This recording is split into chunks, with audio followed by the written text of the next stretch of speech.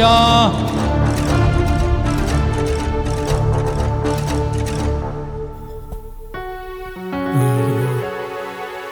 கர்த்தர் நல்லவர். நாம் எல்லாருடைய கண்களை மூடுவோம். இந்த நாளில் கூட கர்த்தருடைய கிருபை நம்மோடு இருந்து நம்மை நடத்தும்படி இந்த 13ஆம் தேதியிலும் கர்த்தர் நமக்கென்று வைத்திருக்கிற அந்த ஆசீர்வாதத்தை கட்டவிழ்த்து விடும்படியாய் நாளிலே உலகம் முழுவதும் குருத்தோலை ஞாயிறு என்று கொண்டாடி கொண்டிருக்கிறார்கள். நாமும் அதோடு இணைந்து அவரை வழக்கம் போல் துதிக்கும்படி ஆராதிக்கும்படி கர்த்தர் நம் அழைத்து கொண்டு வந்த தயவிற்காய் கிருபைக்காய் கூட எல்லா வாய்களை தந்து கர்த்தரை ஸ்தோத்தரிப்போம். தொடர்ந்து வர வேண்டியதான ஒவ்வொரு கர்த்தருடைய பிள்ளைகளையும் கூட வேகத்திலே அழைத்து கொண்டு வரும்படியாய் ஸ்தோத்தரிப்போம். பலவீனப்பட்டிருக்கிற ஒவ்வொருவரையும் பலப்படுத்தும்படியாய், மனசோர்வோடு இருப்பவர்களுக்கு நல்ல ஒரு விடுதலையை கொடுக்கும்படியாய், ஒவ்வொருவருடைய பயணங்களிலும் நம்முடைய கர்த்தருடைய கரம் இருந்து காத்துக் கொள்ளும்படியாய் ஸ்தோத்தரிப்போம். இந்த நாள் மெய்யாகவே நாம் வந்தது நல்லது என்று கண்டுகொள்ள தேவன் நமக்கு போதுமானவராய் இருந்து இயற்கை சூழ்நிலைகள் எல்லாம் நமக்கு சாதகமாய் மாற்றும்படியாய் ஸ்தோத்தரிப்போம்.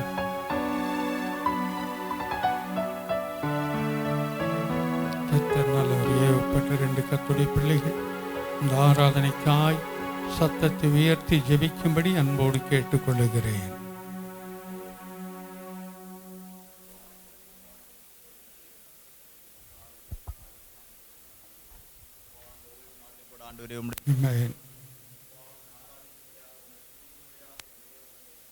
உமக்கு நன்றி சொல்கிறேன் ராஜா.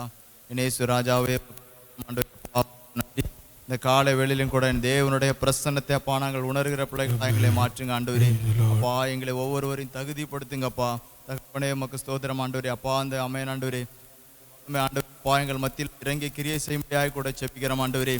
அப்பா அப்பா இஸ்ரவேல் ஜனங்கள் மத்தியில் ஆண்டவரே அப்பா அம்மையன் ஆண்டவரே நீங்க மேக ஸ்தம்பமும் நீங்க அக்னி ஸ்தம்பமாக இருந்து வழி நடத்தினீங்களா ஆண்டவரே. அப்பா அதே வல்லமை உள்ள தேவன் ஆண்டவரே அப்பா நீங்க எங்களை ஆண்டவரை வழி நடத்தும்படியாக கூட நாங்கள் செபிக்கிறோம் ராஜா. தகப்பனே அப்பா அதற்கு எங்களை தகுதிப்படுத்துங்க அப்பா. எங்களை தேவையில்லாத காரியங்கள் எங்களுக்குள்ள இருக்குமானால் ஆண்டவரே அப்பா எங்கள் ஒவ்வொருவரை அதை உணர்த்தி ஆண்டவரே அப்பா நாங்கள் அவைகளை விட்டு ஆண்டவரே அப்பா நாங்கள் உங்களுடைய அன்பை பெற்றுக்கொள்ள தகுதி உள்ள பிள்ளைகளாக எங்கள் ஒவ்வொருவரும் நீங்க மாற்றும்படியாக கூட செபிக்கிறோம் ஆண்டவரே. அப்பா எங்கள் ஒவ்வொருவரையும் உங்களுடைய பாதுபடியில் எங்களை விட்டு கொடுக்கிற ராஜா. அப்பா எங்கள் ஒவ்வொருவரையும் பரிசுத்தப்படுத்துங்க ஆண்டவரே. அப்பா உமக்கு ஸ்தோத்திரம் ஆண்டவரே. பரிசுத்தமாகிறவன் இன்னும் பரிசுத்தமாகட்டும் என்று சொன்னீங்களா ஆண்டவரே. அப்பா எங்களை ஒவ்வொருவரையும் நீங்க பரிசுத்தப்படுத்தும்படியாக கூட செபிக்கிறோம் ஆண்டவரே. உங்களுடைய வல்லமை உள்ள ரத்தம் ஆண்டவரே அப்பா எங்கள் ஒவ்வொருவரையும் ஆண்டவரே அப்பா எங்களை கழுவி எங்களை உச்சி முதல் உள்ளங்கால் வரை ஆண்டவரே அப்பா எங்களை கழுவி எங்களை பரிசுத்தமாக்கும்படியாக கூட செபிக்கிற ராஜா.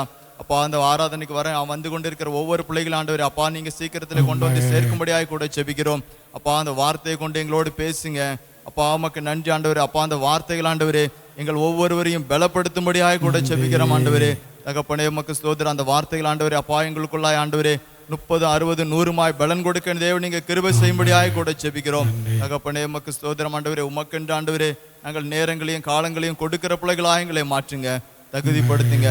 உம்முடைய கிருபையுள்ள கரத்துக்களை எங்களை தாழ்த்தி ஒப்பு கொடுக்கிறோம், பொறுப்படுத்திக் கொள்ளும். இயேசுவின் நாமத்தில் ஜெபிக்கிறோம் ஜெபங்கேளும் பிதாவே, ஆமென். இயேசு ராஜா முன்னே செல்கிறார். ஓசன்னா கீதம் பாடுவோம்.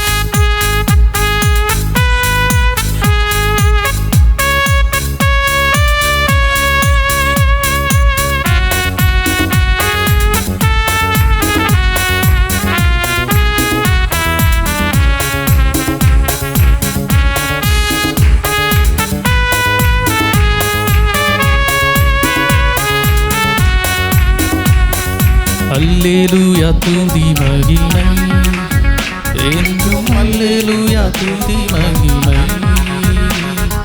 அல்லேலூயா துதி மகிமை என்றும் அல்லேலூயா துதி மகிமை இயேசு ராஜா எங்கள் ராஜா இயேசு ராஜா எங்கள் ராஜா என்றென்றும் போற்றிடுவோம் ஓசன்னா ஜெயமே ஓசன்னா ஜெயமே ஓசன்னா ஜெயம் நமக்கே ஓசன்னா ஜெயம் நமக்கே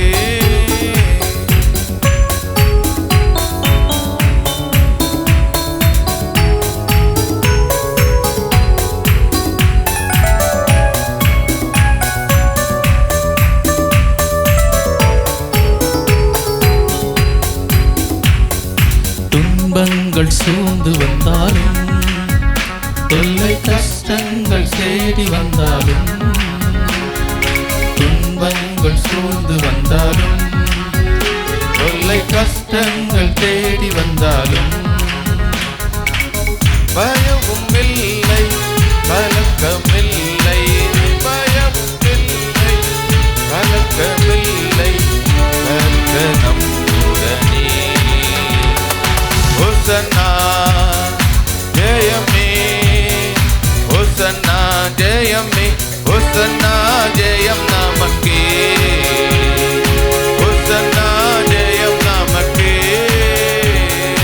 இயேசு ராஜா முன்னே செல்கிறார் ஓசன்னா கீதம் பாடுவோம் வேதம் சென்றிடுவோம் ஓசன்னா ஜெயமே ஓசன்னா ஜெயமே ஓசன்னா ஜெயம் நமக்கே ஓசன்னா ஜெயம் நமக்கே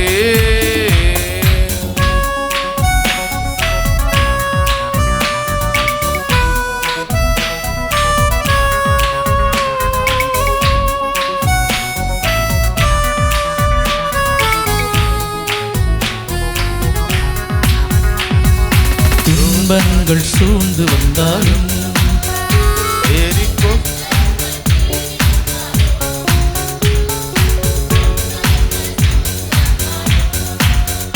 தொல்லை கஷ்டங்கள் தேடி வந்தாலும்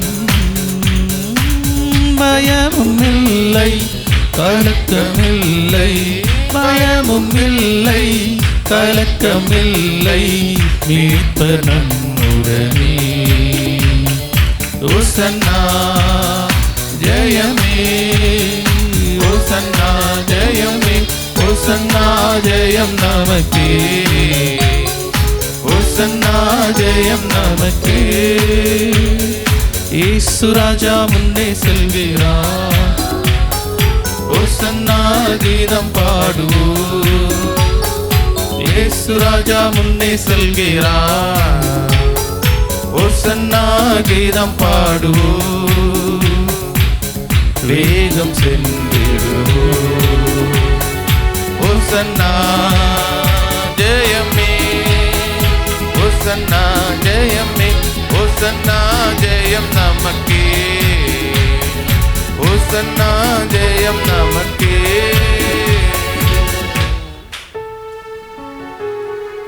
கர்த்தர் நல்லவர் கர்த்தர் மகத்துவம் உள்ளவர்.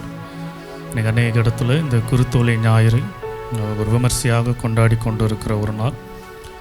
நான் எப்பொழுதும் சொல்வது போல நமக்கு கொண்டாட்டம் என்பது முக்கியம் அல்ல, ஆனால் அதனுடைய அர்த்தம் என்ன என்பதை தெரிந்து அதன்படி கர்த்தரை ஆராதிக்கும் பொழுது அது கர்த்தரை மகிமைப்படுத்துவதாகவும் இருக்கும். அது மாத்திரமல்ல, அது நமக்கும் ஆசீர்வாதமாகவும் இருக்கும். ஓசன்னா என்றால் காப்பாற்றும் என்று அர்த்தம். ஓசன்னா என்று சொல்லும்போது எங்களை காப்பாற்றும், எங்களை ரட்சியும் என்று அர்த்தம். இன்றைக்கு தேவன் நம்ம அநேக காரியங்களிலிருந்து நம்மை காப்பாற்ற வேண்டும். ஆக ஓசன்னா என்று பாடுவதில் தப்பு இல்லை. ஒரு காரியத்தை பார்க்கலாம். வெளிப்படுத்தல் எழுதின விசேஷம்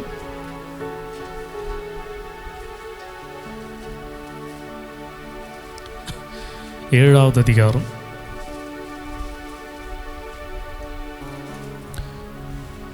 9வது வசனத்தில் வாசிக்கிறோம். இவைகளுக்கு பின்பு இந்த காரியத்தை பார்க்கும் பொழுது இது வெளிப்படுத்தப்படுகிறதான ஒரு காரியம். பின்பு நடக்க போகின்ற காரியங்களை கிறிஸ்துவானவர் வெளிப்படுத்துகிறார்.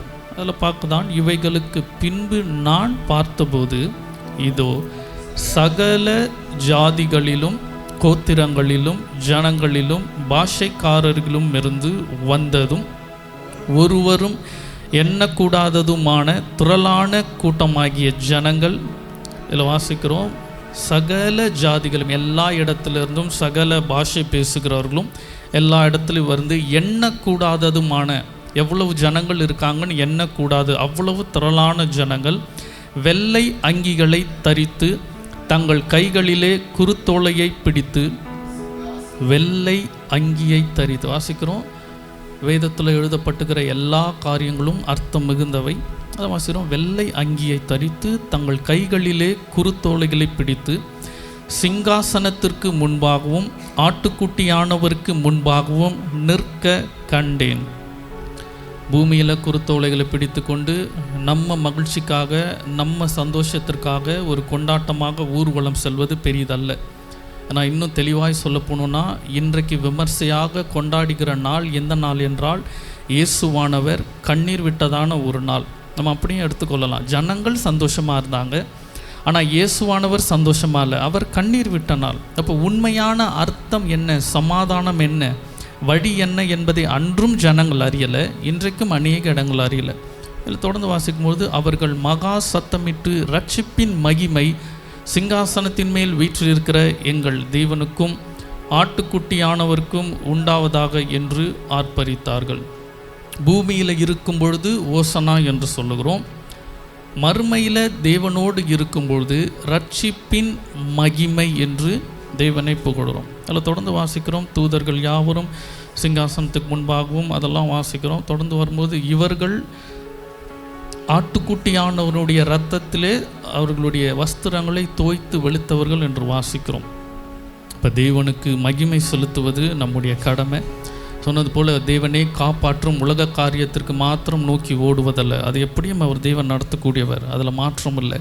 ஆனால் கர்த்தருக்கு மகிமை என்று பாடுவதற்கு, நித்தியத்திற்குள்ளாக குருத்தோலையை பிடித்து கொண்டு நாம் அங்கு செல்வதற்கு நம்மை ஆயத்தப்படுத்த வேண்டும். நான் திரும்பவும் அடிக்கடி சொல்வது போல, உணர்த்தப்படுவது போல, நம்மை நாமே கர்த்தர் நம்மோடு இருக்கிறார், நம்ம சரியாக இருக்கிறோம் என்று ஏமாற்றி கொள்ள வேண்டாம். கர்த்தர் உணர்த்துகின்ற காரியங்களில் மாறாமல் அதே போல் நடக்க வேண்டாம். சடுதியில் ஒரு முடிவு வரும். கர்த்தரால் கைவிடப்படுவோம் என்றால் நம்மை விட துக்கிக்கத்தக்கவர்கள் யாரும் அல்ல. ஆக இது பண்டிகையின் ஆராதனை அல்ல, வேதத்தை தியானிக்கக்கூடிய பரிசுத்த ஆராதனை. ஆக இருதயத்தில் கர்த்தருடைய சிங்காசனத்திற்கு முன்பாக நின்று குருத்தோலையை பிடித்து இங்கு காண்கிற இந்த கூட்டத்தில் விசுவாச பார்வையில் நம்மை பதித்து கொள்வோம். நானும் இந்த கூட்டத்தில் ஒருவனாக இருப்பேன். அதுக்கு தகுதிப்படுத்துவோம், பாடல்களை பாடுவோம், கர்த்தரை கனப்படுத்துவோம். இன்னொரு பாடலை நம்ம சேர்ந்து பாடலாம். மகிமை மாட்சிமை நிறைந்தவரே, மகிழ்வுடன் தொழுதிடுவோம். பரிசுத்த தெய்வனாம் இயேசுவை பணிந்தே தொழுகுவோம். இதில் பார்த்தது போல் மகிமையும் மாட்சிமையும் கனமும் கர்த்தருக்கு செலுத்த வேண்டிய ஒன்று. அது கர்த்தருக்கு மாத்திரம் செலுத்துவோம். மனிதர்களுக்கு உரியதான ஒன்றல்ல, நமக்கு உரியதான ஒன்றல்ல, தேவனுக்கு உரியது. ஆக கனத்தோடு அவருக்கு செலுத்துவோம்.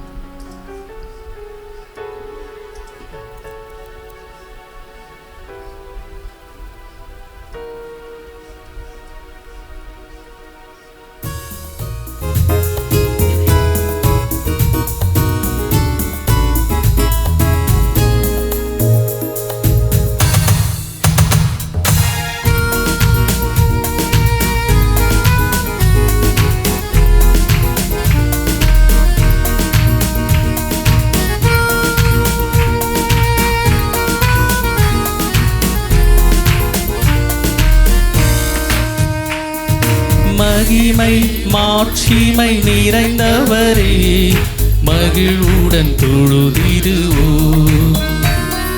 மகிமை மாட்சிமை நிறைந்தவரே, மகிழ்வுடன் தொழுதிடுவோம். பரிசுத்த தேவனாம் இயேசுவை பணிந்தே தொழுதுவோம். பரிசுத்த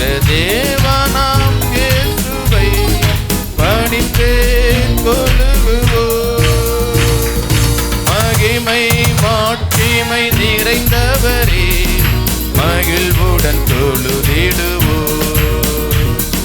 மகிமை மாட்சிமை நிறைந்தவரே மகிழ்வுடன் தொழுதிடுவோம்.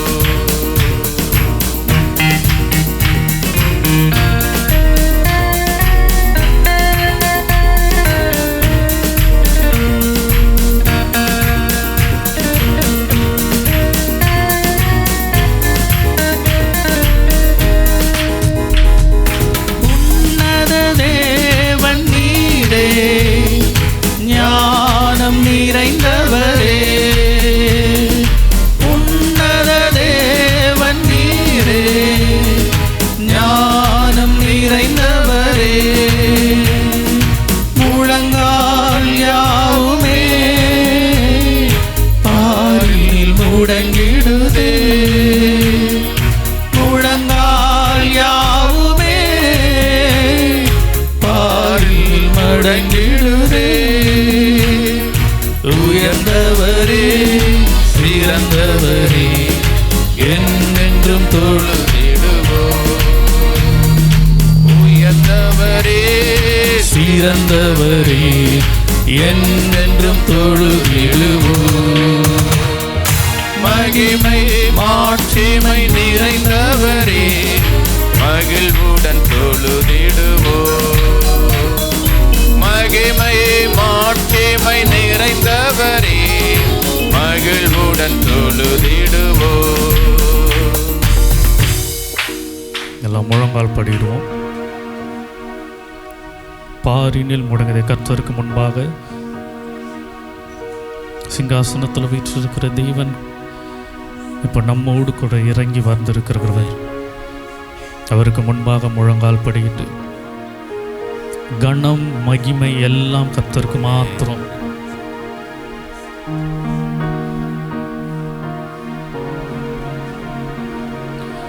உயர்ந்தவரே சிறந்தவரே என்றும் தொழுதிடுவோம். உயர்ந்தவரே சிறந்தவரே என்றும் தொழுதிடுவோம். மகிமை மாட்சிமை நிறைந்தவரே மகிழ்வுடன் தொழுதிடுவோம். மகிமை மாட்சிமை நிறைந்தவரே மகிழ்வுடன் தொழுதிடுவோம்.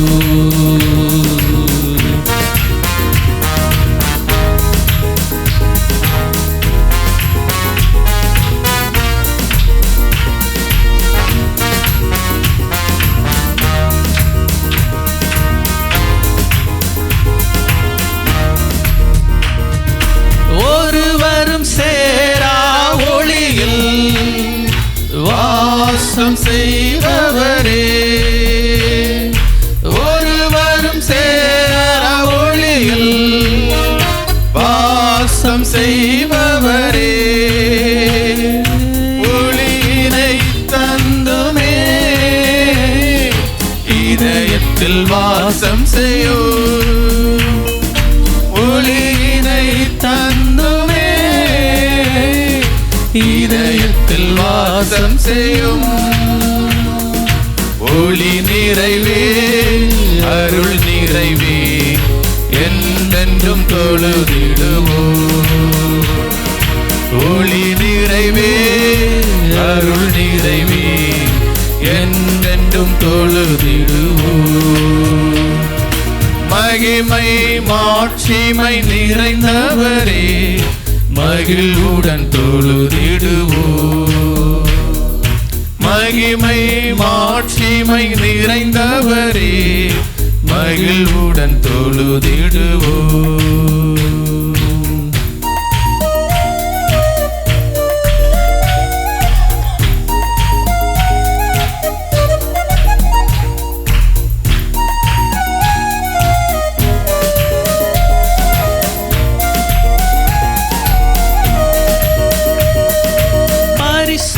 தேவன் நீரே பாதம் பணிந்திடுவோம்.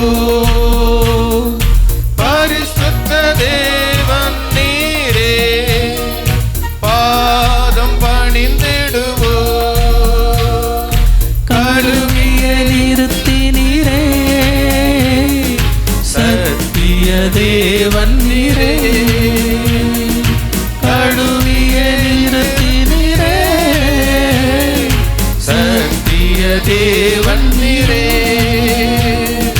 கனமகிமை செலுத்தியே நாம் என்றென்றும் தொழுதிடுவோம். கனமகிமை செலுத்தியே நாம் என்றென்றும் தொழுதிடுவோம். மகிமை மாட்சிமை நிறைந்தவரே மகிழ்வுடன் தொழுதிடுவோம். மகிமை மாட்சிமை நிறைந்தவரே மகிழ்வுடன் தொழுதிடுவோம். பரிசுத்த தேவனாம் இயேசுவை பணிந்தே தொழுகுவோம். பரிசுத்த தேவனாம் இயேசுவை பணிந்தே தொழுகுவோம். மகிமை மாட்சிமை நிறைந்தவரே மகிழ்வுடன் தொழுதிடுவோம். மகிமை மாட்சிமை நிறைந்தவரே மகிழ்வுடன் தொழுதிடுவோம்.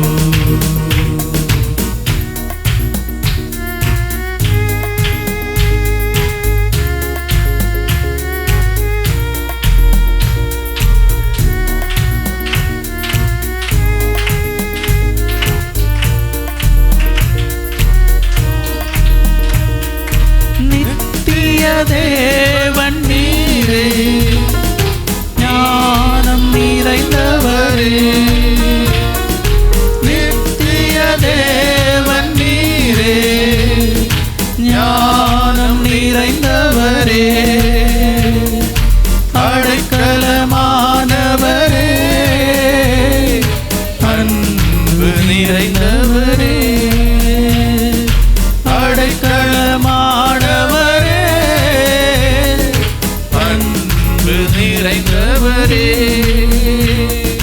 நல்லவரே வல்லவரே என்றென்றும் தொழுதிடுவோம்.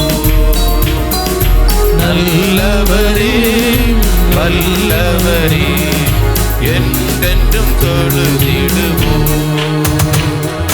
மகிமை மாட்சிமை நிறைந்தவரே மகிழ்வுடன் தொழுதிடுவோம்.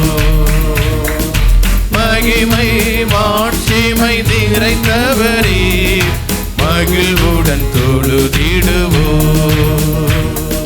பரிசுத்த தேவனாம் இயேசுவை பணிந்தே தொழுகுவோம். பரிசுத்த தேவனாம் இயேசுவை பணிந்தே தொழுகுவோம். மகிமை மாட்சிமை நிறைந்தவரே மகிழ்வுடன் தொழுதிடுவோம்.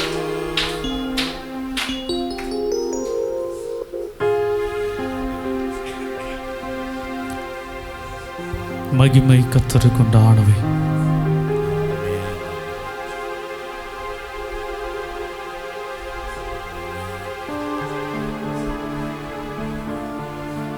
இஸ்ரவேல் ஜனங்களுக்கு முன்பாகவும் பின்பாகவும் அவைகள் தேவைகளுக்கு அவைகளுக்கு நேரங்களுக்கு ஏற்றாற் போல கர்த்தருடைய மகிமை அவர்களுக்கு முன்பாக கடந்து போனது. கர்த்தருடைய மகிமை நித்தியத்தில் இருக்கிற மகிமை நம்முடைய மத்தியில் நமக்காக கடந்து வரும்பொழுது கர்த்தர் வாசல்களை அவர் திறக்கக்கூடியவர். கர்த்தர் நமக்கு விரோதமாக வருகின்ற காரியங்களை நமக்கும் அந்த பிரச்சனைக்குமாக நடுவாக நின்று கர்த்தர் தடுக்கக்கூடியவர்.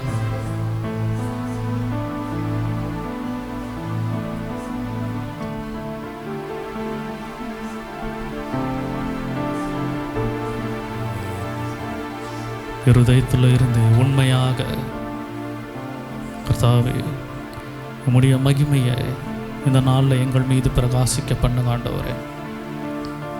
எங்களை காண்கிறவர்கள் தேவ புத்திரரை காண்கிறோம் என்று சாட்சி கொடுக்கத்தக்கதாக கர்த்தர் எங்கள் மத்தியில் இந்த வேலையில் எங்களை நிரப்புங்க, எங்களை அபிஷேகிங்க,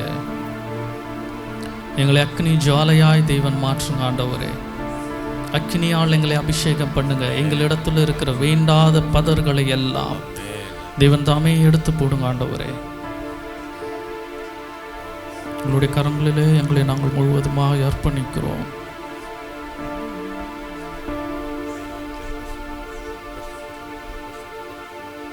ஹல்லேலூயா, ஹல்லேலூயா. நன்றி, நன்றி.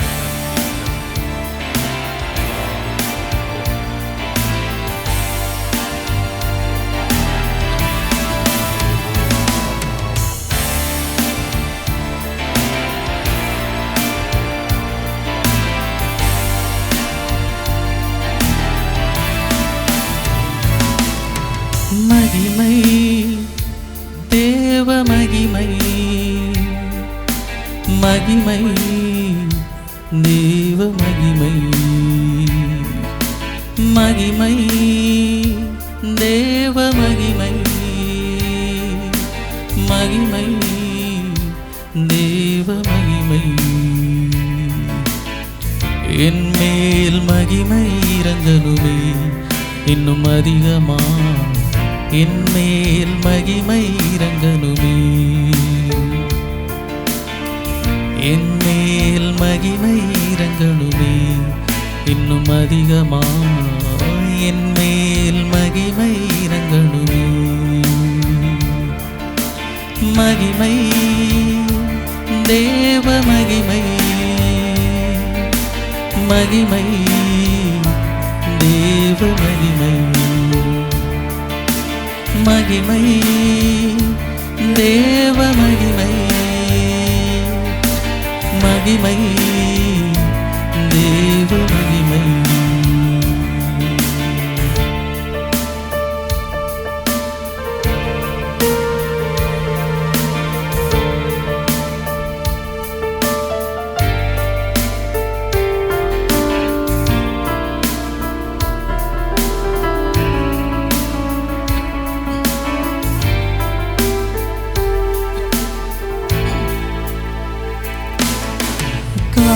காற்றாய், மழையாய்,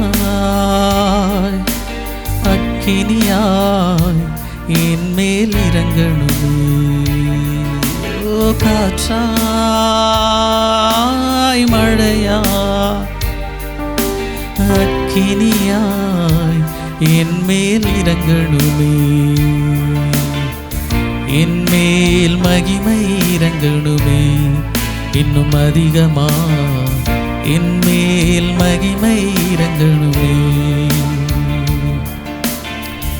என் மேல் மகிமை இறங்கணுமே இன்னும் அதிகமா, என் மேல் மகிமை இறங்கணுமே. மகிமை, தேவ மகிமை,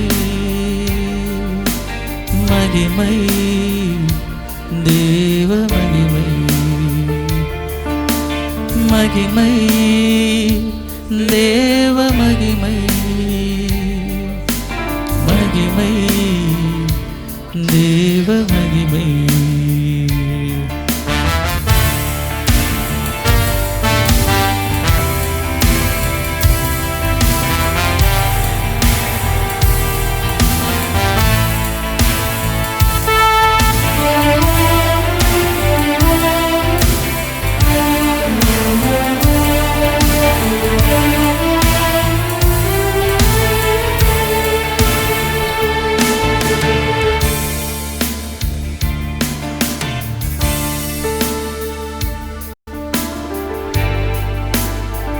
கர்த்தாவே, உம்முடைய மகிமை எங்கள் மீது வீச பண்ணுங்க.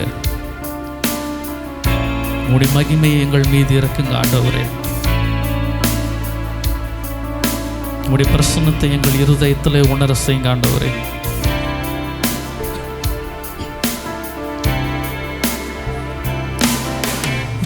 காற்றை வீச பண்ணி காடைகள் அனுப்பி வைத்தீர், பெருங்காற்றை வீச பண்ணி புதுவடி திறந்து வைத்தீர். கீழ்காற்றை வீச பண்ணி பூடைகள் அனுப்பி வைத்தீர், பெருங்காற்றை வீச பண்ணி புதுவடி திறந்து வைத்தீர். என் மேல் மகிமையாயிரங்கருமே இன்னும் அதிகமாய், என் மேல் மகிமையாயிரங்கணுமே, எனக்காய் மகிமையாயிரங்கணுமே, இன்னும் அதிகமாய் எனக்காய் மகிமையாயிரங்கணுமே. ஆண்டவரே, உங்க மகிமையை ஆண்டவரே என் மீது இறக்குங்க, எனக்காக இறக்குங்க. இஸ்ரவேல் ஜனங்களுக்கு தேவையை பூர்த்தி செய்தவர், அவர்களுடைய குறைவை நிறைவாக்கினவர், அவர்களுக்கு விரோதமாய் வந்த காரியங்களில் இருந்து காத்த அந்த மகிமையை எங்கள் மீது இறக்குங்க. நீங்க இறக்கி நடத்த போகிற இந்த உலக வாழ்க்கையை நன்றி செலுத்த நான் நித்தியத்தில் குருத்தோலையை பிடித்து இந்த மகிமையை அங்க நான் உயர்த்தி பாடுவாண்டவரே. மகிமை தேவ மகிமை, மகிமை தேவ மகிமை, மகிமை தேவ மகிமை, மகிமை தேவ மகிமை, என் மேல் மகிமையாயிரங்கணுமே, இன்னும் அதிகமாக என் மேல் மகிமையாயிரங்கணுமே, என் மேல் மகிமையாயிரங்கணுமே, இன்னும் அதிகமாக என் மேல் மகிமையாயிரங்கணுமே, எனக்காய் மகிமையாயிரங்கணுமே, இன்னும் அதிகமாக எனக்காய் மகிமையாயிரங்கணுமே, எனக்காய் மகிமையாயிரங்கணுமே, இன்னும் அதிகமாய் எனக்காய் மகிமையாயிரங்கணுமே, என் மீது மகிமை, எனக்காக மகிமை, என் மீது மகிமை, எனக்காக மகிமை, என் மேல் மகிமையாயிரங்கணுமே, இன்னும் அதிகமாக என் மேல் மகிமையாயிரங்கணுமே, எனக்காய் மகிமையாயிரங்கணுமே, இன்னும் அதிகமாக எனக்காய் மகிமையாயிரங்கணுமே, மகிமை தேவ மகிமை, மகிமை தேவ மகிமை, ஓ மகிமை தேவ மகிமை, மகிமை தேவ மகிமை. கர்த்தாவே, உம்முடைய மகிமையை எங்கள் மீது ஆண்டவரே நீங்க இறக்குங்க.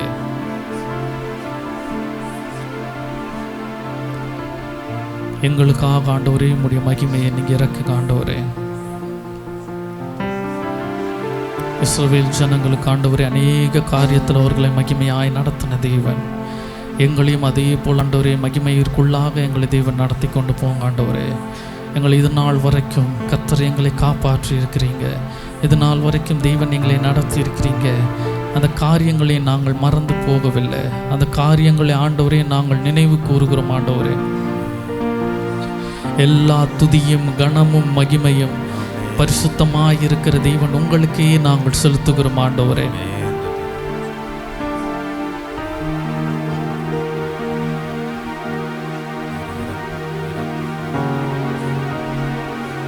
எல்லாரும் கர்த்தரை நோக்கி இருதயத்தில் இருந்து கர்த்தாவே எங்களோடு உணர்த்துங்க.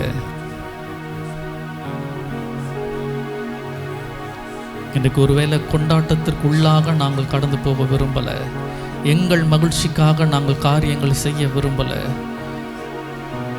நீர் கண்ணீர் விட்டது போல எங்களை பார்த்து மாய்மாலமாக ஆராதனை, மாய்மாலமாக கத்தல், மாய்மாலமான ஜெபம் இவைகள் உம்மை பிரியப்படுத்தாது என்பதை நாங்கள் அறிந்திருக்கிறோம் ஆண்டவரே. கர்த்தருடைய உடன்படிக்கை பட்டியை எடுத்துட்டு வந்த ஜனங்கள் அவர்கள் மகிழ்ச்சியாக இருந்த பொழுது நீர் மகிழ்ச்சியாக இல்லை என்பதை நாங்கள் ஆண்டவரே வேதத்தில் வாசித்தோம். இந்த நாளிலும் ஜனங்கள் ஆர்ப்பரித்து கொண்டாடினார்கள். ஆனால் தேவன் அவர்களை பார்த்து கண்ணீர் விட்டீர் என்பதை அறிந்திருக்கிறேன். எங்கள் மீது மனதுருகமாய் இருக்கிற தேவன், உம்முடைய மகிமை தங்கிய பிரசன்னத்தை எங்கள் இருதயத்தில் அனுப்பி எங்களை சரியான வழியில் தேவன் எங்களை திருப்புங்க ஆண்டவரே.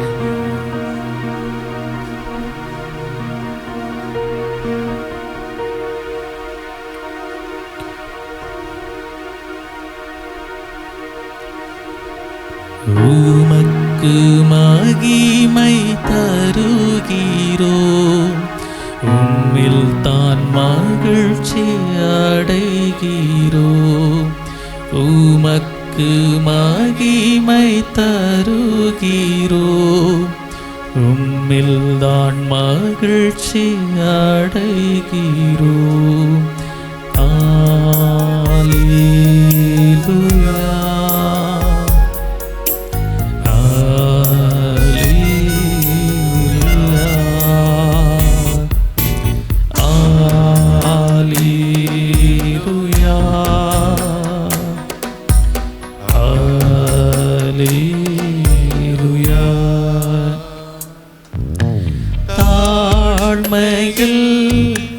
அடிமையை நோக்கி பார்த்தீரே,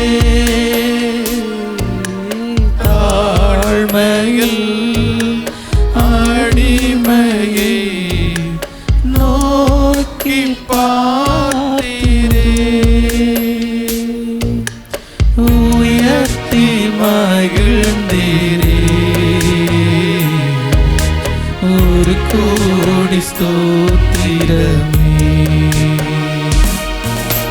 உயர்த்தி மகிழ்ந்தீரே,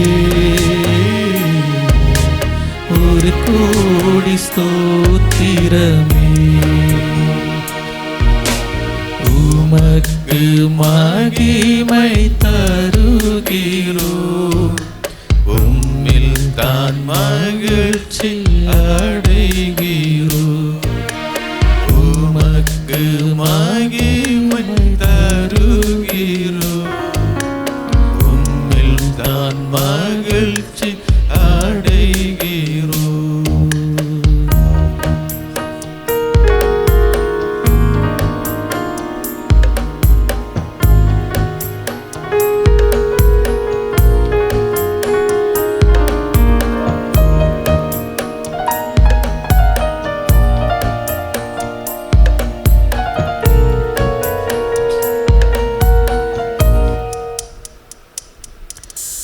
வல்லவரே மகிமையால் அதிசயம் செய்தீர். வல்லவரே மகிமையால் அதிசயம் செய்தீர். உந்தன் திருநாமம்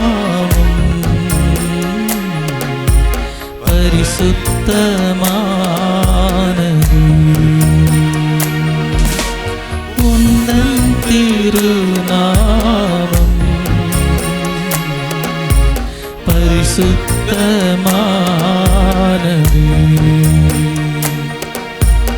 உமக்கு மகிமை தருகிறோம், உம்மில் தான் மகிழ்ச்சி அடைகிறோம்.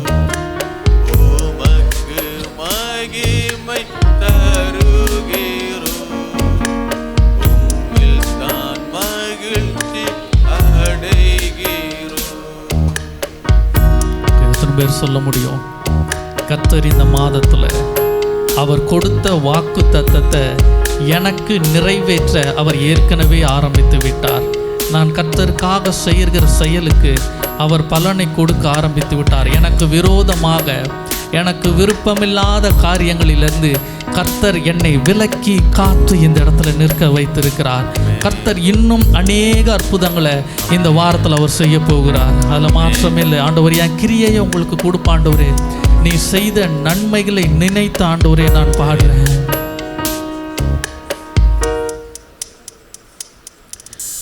வலியோரை அகற்றி நீர் தாழ்ந்தோரை உயர்த்தினீர்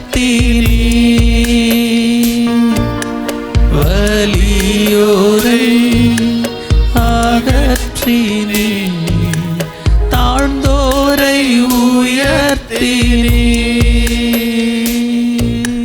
பரிசோரை நன்மைகளா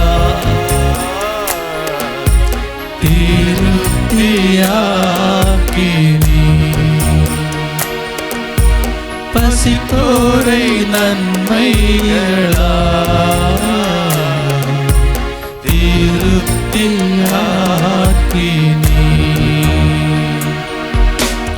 உமக்கு மகிமை தருகிறோ உம்மில் தான் மகிழ்ச்சி அடைகிறோ உமக்கு மகிமை தருகிறோ உம்மில் தான் மகிழ்ச்சி அடைகிறோ.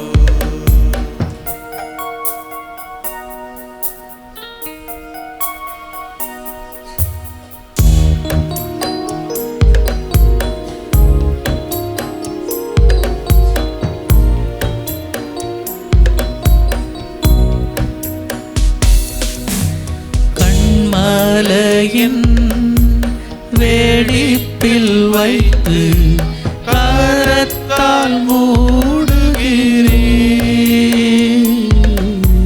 கண்மலையின் வேடிப்பில் வைத்து கரத்தால் மூடுகிறீர். என்ன சொல்லி பாடுவீர் என் இதய வேதனை? என்ன சொல்லி பாடுவீர் என் இதய வேதனை? உமக்கு மகிமை தருகிறோ உம்மில் தான் மகிழ்ச்சி அடைகிறோ உமக்கு மகிமை தருகிறோ உம்மில் தான் மகிழ்ச்சி அடைகிறோ. ஹல்லேலூயா ஹல்லேலூயா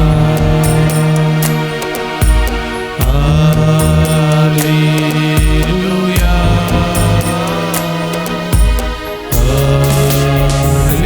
ஹல்லேலூயா.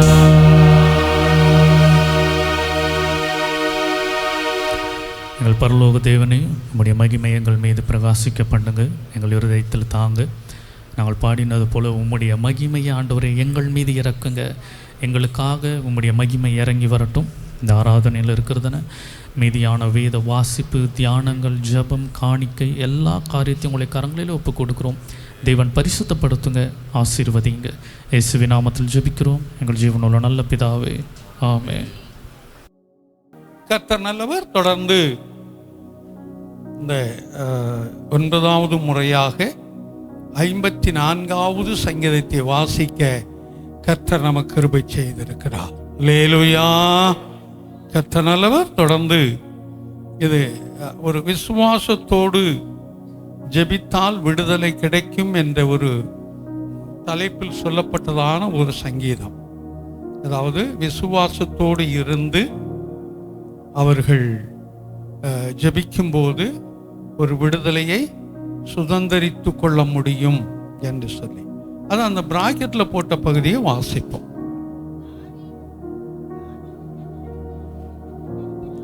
ஆமா, தாவீது தங்களிடத்தில் ஒளித்து கொண்டிருக்கிறான். அதாவது தங்களிடத்தில் வந்து தாவீது மறைந்து கொண்டான் என்று சீப்பூரார், அதாவது சீப்பூர் அப்படிங்கிற ஒரு ஊர் உண்டு. அந்த சீப்பூரார் தேசத்தார், அந்த சீப்பூரார் ஊரார் வந்து சவுலுக்கு சொல்லுகிறார்கள். ஏன் சவுலுக்கு சொல்றாங்க? சவுல் தாவீதை கொலை செய்யும்படியா அவன் ஓடிக்கொண்டிருக்கிறான். எந்த சூழ்நிலையில் ஆனாலும் அவன் உயிரோடு இருக்கக்கூடாது, அவனை நான் கொலை செய்து விட வேண்டும் என்று அவன் எத்தனித்து அதற்கென்று அவன் ஓடிக்கொண்டிருக்கிறான் சவுல். அவன்கிட்ட வந்து சொல்றாங்க. அப்படி சொல்லும்போது தான் தாவீது பாடி, ஆமா லேலுயா, கீழே வந்து அந்த வாத்திய கருவிகளை போட்டிருக்கு. வாத்திய கருவிகளை போட்டு அது யாருக்கு ஒப்புவிக்கப்பட்ட சங்கீதம் மட்டுமா அதில் போட்டிருக்கு. அது இப்போ நமக்கு வேண்டாம். அப்போ தாவீது ஒரு நெருக்கடியான ஒரு சூழ்நிலையில், மிகவும் ஒரு மோசமான ஒரு சூழ்நிலையில் அவன் இருக்கும்போது, எப்பொழுது எதிரினால் அவனுக்கு ஆபத்துகள் நெருங்குகிறது என்று அவனுக்கு புரியாத நிலைமையில் இருக்கும்போது அவன் விசுவாசத்தோடு ஜெபிக்க ஆரம்பிக்கக்கூடியவனாயிருந்தான். அந்த ஜெபத்திற்கு கர்த்தர் பதிலை கொடுத்தார். லேலுயா. அவனுடைய நெருக்கடியான சூழ்நிலைகள் எப்போ தனக்கு மரணம் நேரும் என்று தெரியாது, எப்பொழுது தனக்கு ஆபத்துகள் சூழும் என்று தெரியாது. அப்படிப்பட்ட சூழ்நிலையிலே அவன் ஜெபிக்கக்கூடியவனாய் இருந்தான். ஆகையினால் கர்த்தர் அவனுக்கு விடுதலையை கொடுத்தார். அவன் என்ன ஜெபித்தான்? 1வது வசனத்திலே 2வது வசனத்திலே வாசிக்கிறோம்.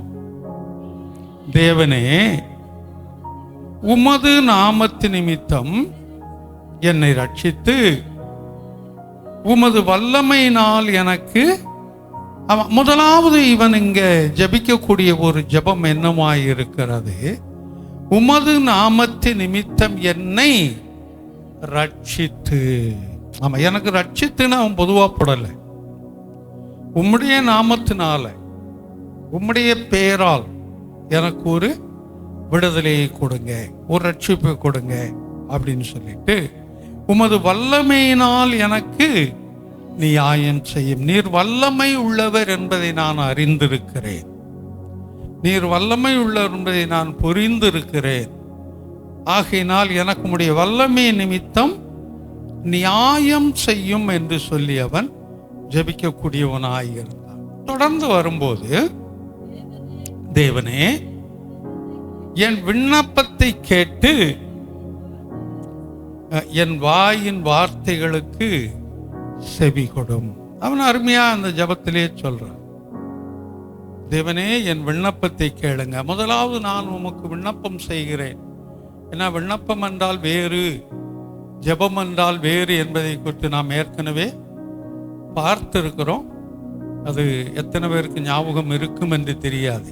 விண்ணப்பம் என்றால் வேறு, ஜெபம் என்றால் வேறு. இது ரெண்டு, அதாவது ஒரு பலனை கொடுக்கக்கூடியதாக இருந்தாலும் அவருடைய அர்த்தங்கள் ரெண்டும் மாறுபடும். விண்ணப்பம் என்பது வேறு, ஜெபம் என்பது வேறு. அதனால தான் நிறைய இடங்கள்ல ஜெபம் என்றும் சொல்லப்பட்டிருக்கும், விண்ணப்பம் என்றும் சொல்லப்பட்டிருக்கும். ஆனால் அவன் சொல்லும்போது, என்னுடைய விண்ணப்பத்தை கேட்டு, என்னுடைய விண்ணப்பத்தை கேட்டு என் வாயின் வார்த்தைகளுக்கு செவி கொடும். அப்ப நான் என்ன ஜெபிக்கிறேனோ அதுக்கு நீங்க பதில் கொடுங்க. அதனால்தான் நம்முடைய வாயின் வார்த்தைகள் எப்பொழுதுமே நமக்கு சாதகமான வார்த்தைகளாய் இருக்க வேண்டும். அதை மறந்துடக்கூடாது. நம்முடைய வாயின் வார்த்தைகள் எப்பொழுதும் நமக்கு சாதகமான வார்த்தைகளாய் இருக்க வேண்டுமே தவிர நமக்கு பாதகமான வார்த்தைகளாய் இருக்க கூடாது. நமக்கு பாதகமான வார்த்தைகளாய் இருந்தால் அது எப்படி ஆகும்? அதுதான் நிறைவேறும். ஏன்னா இங்க அதான் வாசிக்கிறோம். நம்ம என் வாயின் வார்த்தைகளுக்கு செவி கொடும்னு இவன் சொல்றானே தவிர என்னுடைய வாயின் நல்ல வார்த்தைகளுக்கு செவி கொடும். நான் எனக்கு வேண்டாத காரியங்களை பேசும்போது அதற்கு செவி கொடாமல் இருமுன்னு ஒன்று அவன் சொல்லலை. என் வாயின் வார்த்தைக்கு செவி கொடும். அப்போ நம்முடைய பலவீனத்தை குறித்தே நாம் பேசிக்கொண்டிருப்போம் என்றால் அந்த பலவீனம் தான் நமக்கு முன்னால் நின்று கொண்டிருக்கும். நம்முடைய போராட்டத்தை குறித்தே நாம் பேசிக்கொண்டிருப்போம் என்றால் நம்முடைய போராட்டம் தான் நமக்கு நேர் நின்று கொண்டிருக்கும். நம்முடைய நிந்தைகளையும் அவமானத்தையும் குறித்து நாம் பேசிக்கொண்டிருப்போம் என்றால் அதுதான் நமக்கு முன்னால் நின்று கொண்டிருக்கும். அதனால தான் அடிக்கடி சொல்லக்கூடிய வசனம், மரணமும் ஜீவனும். ஆமா, அது நீதிமொழிகளில் வரும்போது நம்ம வாசிக்கிறோம் 18:21. மரணமும் ஜீவனும் நாவின் அதிகாரத்தில் இருக்கும், அதில் பிரியப்படுகிறவர்கள் அதன் கனியை புசிப்பார்கள். அப்ப நம்ம என்ன சொல்றோமோ, என்ன அறிக்கை செய்யறோமோ, அதுதான் நம்முடைய வாழ்க்கையில் நடக்கும். அதனால் எப்பவுமே நம்முடைய வாழ்க்கைக்கு சாதகமான காரியங்களை, நம்முடைய வாழ்க்கைக்கு பயனுள்ள காரியங்களை, நம்முடைய வாழ்க்கைக்கு பிரயோஜனமாக இருக்கிற காரியங்களையே நாம் பேசி கற்றுக்கொள்வோம். அது நமக்கு ஆசீர்வாதத்தை கொண்டு வரும். இந்த மனிதனார் தான் சொல்றேன், என் வாயின் வார்த்தைகளுக்கு எனக்கு செவி கொடும். அதுக்கப்புறம் அவன் தொடர்ந்து வரும்போது 4வது வசனத்துல இதோ இதோ என்று அவன் சொன்னதுக்கு காரணம் என்ன அப்படின்னு சொன்னா 3வது வசனத்தை வாசிப்போம். அந்நியர் எனக்கு விரோதமாய் எழும்புகிறார்கள். இவனுக்கு விரோதமாய் எழும்பினது இவன் பெற்றெடுத்த மகனாகிய அப்சலோம், இவனுக்கு பெண் கொடுத்த மாமனாராகிய சவுலும் தான் இவனுக்கு விரோதமாய் வந்தார்கள். ஆனா இவன் இங்க என்ன சொல்லும்போது, இங்க என்ன சொல்றான், அந்நியர் எனக்கு விரோதமாய் எழும்புகிறார்கள். எந்த அந்நியர் இவனுக்கு விரோதமா எழும்புனாங்க? சீப்புரார் அவனுக்கு விரோதமாக எழுப்பினார்கள். அதான் அவங்க சொல்றாங்க. இவனை காட்டி கொடுத்தது யார்? சீப்புரார். அவர்கள் அந்த இஸ்ரவேல் ஜனங்களை சேர்ந்தவர்கள் அல்ல, இஸ்ரவேல் கோத்திரத்தை சேர்ந்தவர்கள் அல்ல. அந்த சீப்புரார் இவனை குறித்து காட்டி கொடுக்கும் போது அதை இங்க கோடிட்டு சொல்றான், அவர்கள் அந்நியர் எனக்கு விரோதமாய் எழும்புகிறார்கள். அதோடு மாத்திரமல்ல, கொடியர் என் பிராணனை வாங்க. இந்த கொடியர் என்று சொல்லும் போதுதான் தனக்கு பெண் கொடுத்த மாமனாரையும் தான் பெற்றெடுத்த கற்பத்தின் கனியாகிய அப்சலோமையும் இங்கே சொல்லுகிறார். கொடியர், கொடியர் எனக்கு என் பிராணனை வாங்க தேடுகிறார்கள். தேவனை தங்களுக்கு முன்பாக நிறுத்தி நோக்கார்கள். அவங்க 2 பேரும் எனக்கு விரோதமாய் வர்றதுக்கு காரணம், அவங்க 2 பேருமே உம்மை அறிந்தவர்கள், அவங்க 2 பேருமே உம்மை ஏற்றுக்கொண்டவர்கள், அவங்க 2 பேருமே உம்முடைய ஜனங்கள். ஆனால் அவர்கள் உம்மை நோக்கி பார்க்கவில்லை, அவர்கள் உமக்கு பயந்திருக்கவில்லை, அவர்கள் உம்முடைய ஜனங்களாய் அவர்கள் இருக்கவில்லை. ஆகையினால்தான் அவர்கள் எனக்கு விரோதமாய் வருகிறார்கள் என்று சொல்லி அவன் சொல்றான். அதைத்தான் இதோ என்ற அங்க அந்த இதோ என்ற வார்த்தையில அந்த மேல உள்ள பகுதி அடங்கி இருக்குது. அவன் இதோ என்று சொல்லி, தேவன் எனக்கு சகாயர், யார் எப்படி வந்தாலும் எனக்கு அதை குறித்து கவலை இல்லை. அதாவது என்னுடைய உறவினர்கள் எனக்கு விரோதமாய் வந்தாலும், என்னுடைய கற்பத்தின் பிறப்பு எனக்கு விரோதமாய் வந்தாலும், அந்நியர்கள் எனக்கு விரோதமாய் வந்தாலும் அதை குறித்து எனக்கு கவலை இல்லை. ஏனென்றால் எனக்கு சகாயர் என்னுடைய தேவன். அல்லேலூயா. சகாயர் என்றால் உதவி செய்யக்கூடியவர், எனக்கு உதவியாளராய் இருக்கக்கூடியவர், என் உதவியாளர் என்னுடைய தேவன் என்று இவன் இங்கே அறிக்கை செய்யக்கூடியவனாய் இருக்கிறான். அதான் இதில் நம்ம இங்க வாசிக்கிறோம். தொடர்ந்து வாசிப்போம்.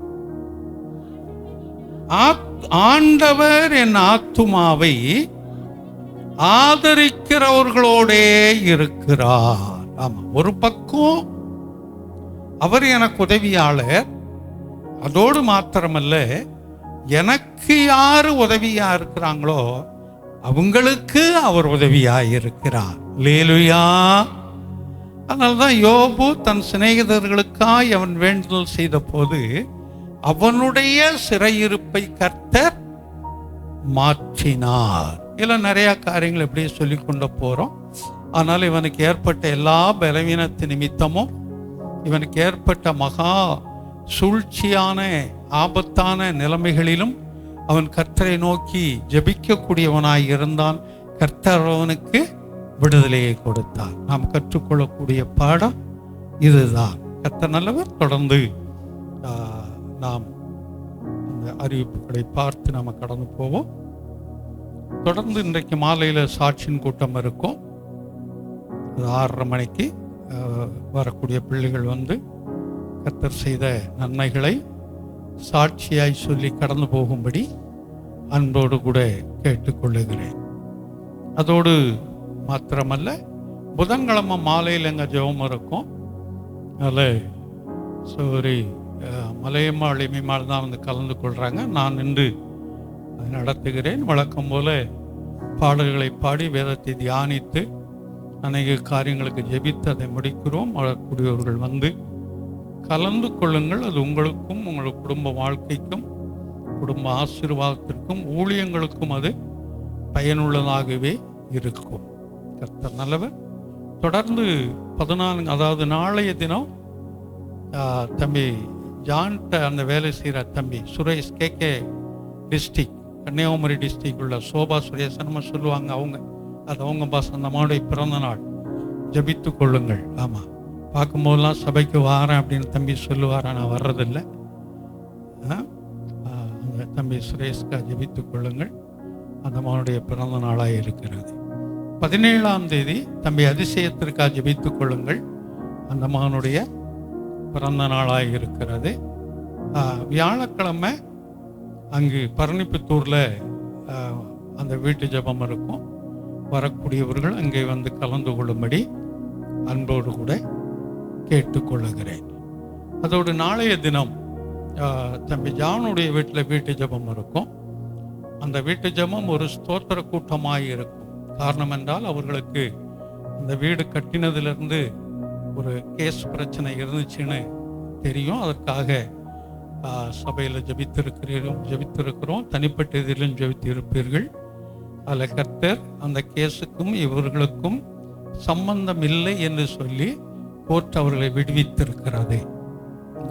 இந்த இதுக்கும் இவர்களுக்கும் சம்பந்தம் இல்லை என்று சொல்லி அதை விடுவித்திருக்கிறது. ஆகையினால் அதற்கு ஒரு தேவனுக்கு நன்றி சொல்லும் விதமாய் ஸ்தோத்திர கூட்டமாய் இது ஒழுங்கு செய்ய இருக்கிறபடியினால் நம்முடைய சபை விசுவாச குடும்பத்தார் எல்லோரும் வந்து கலந்து கொள்ள வேண்டும் என்று அவர்கள் விரும்புகிறார்கள். வழக்கம் போல் இருக்கிறதான அந்த 7 மணியிலிருந்து 8 மணி வரைக்கும் இருக்கிற அந்த வீட்டு ஜெபத்திலே வந்து கலந்து கொள்ளும்படி அன்போடு கூட கேட்டுக்கொள்ளுகிறேன். அதோடு மாத்திரமல்ல, வரக்கூடிய வெள்ளிக்கிழமை இங்கே பெண்கள் அந்த உபவாச ஜெபம் இருக்காது. அதற்கு பதிலாக அந்த குட் ஃப்ரைடே, அந்த புனித வெள்ளி குட் ஃப்ரைடே ஆராதனை நமக்கு இருக்கும். அது காலையில் 7 மணிக்கு இருக்கும். காலையில் 7 மணியிலிருந்து அது 9 அல்ல 9:30 முடியும்.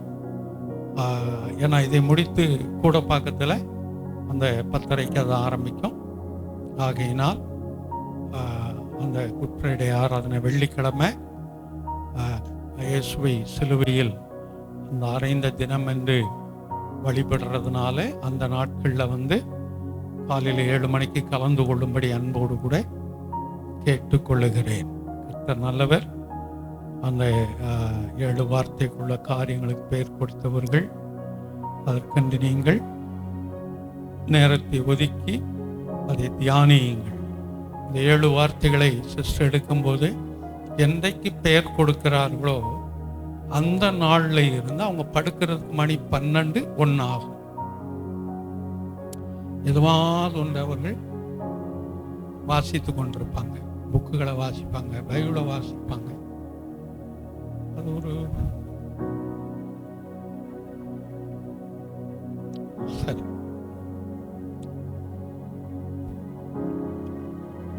தொடர்ந்து ஞாயிற்றுக்கிழமை ஈஸ்டர் 4 மணிக்கு இருக்கும். காலையில் அடுத்த ஞாயிற்றுக்கிழமை நமக்கு வழக்கம் போல 7 மணிக்கு அந்த ஆராதனை இங்கே இருக்காது. அதுக்கு பதிலாக காலையில் 4 மணிக்கு அந்த ஆராதனை இருக்கும். அதற்காக கூட ஜெபித்துக் கொள்ளுங்கள். நாம் எல்லாம் அப்படி எழுந்து நிற்போம்.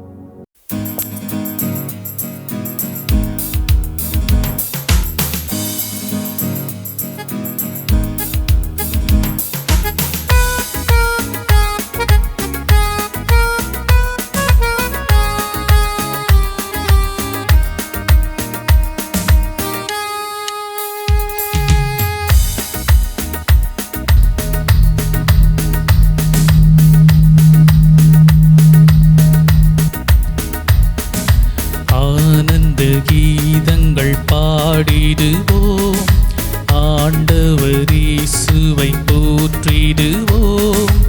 ஆனந்த கீதங்கள் பாடிடுவோம், ஆண்டவர் இயேசுவை போற்றிடுவோம். எல்லோரும் வாருங்கள், இயேசுவை பாருங்கள், இயேசுவின் பாதத்தை தேடுங்கள். எல்லோரும் வாருங்கள், இயேசுவை பாருங்கள், இயேசுவின் பாதத்தை தேடுங்கள். ஆனந்த கீதங்கள் பாடிடுவோம், ஆண்டவர் இயேசுவை போற்றிடுவோம். ஆனந்த கீதங்கள் பாடிடுவோம், ஆண்டவர் இயேசுவை போற்றிடுவோம்.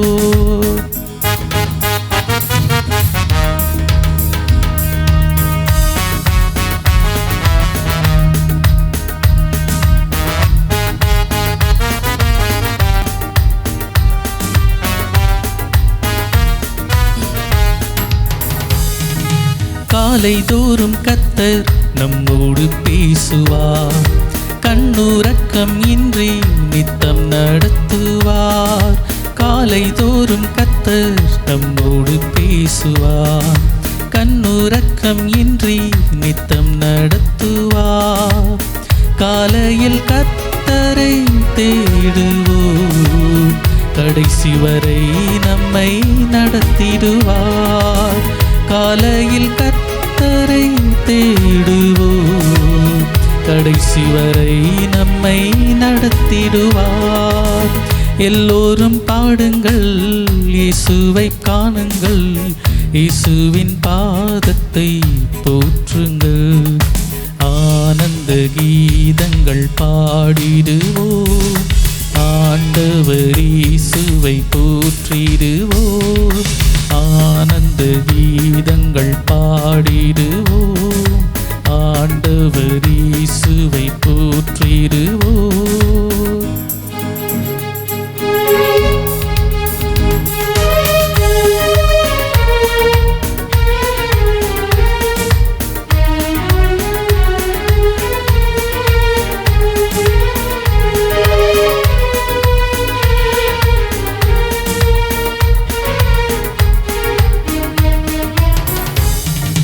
கர்த்தரையே நம்பி நாம் நன்மை செய்யுவோம், கர்த்தருக்குள் நின்று நாம் வேலப்படுவோம். கர்த்தரையே நம்பி நாம் நன்மை செய்யுவோம், கர்த்தருக்குள் நின்று நாம் வேலப்படுவோம். கர்த்தர் மேல் நம்பிக்கை வைத்திடுவோம், கர்த்தர் தம் கிருபையால் மூடிடுவார்.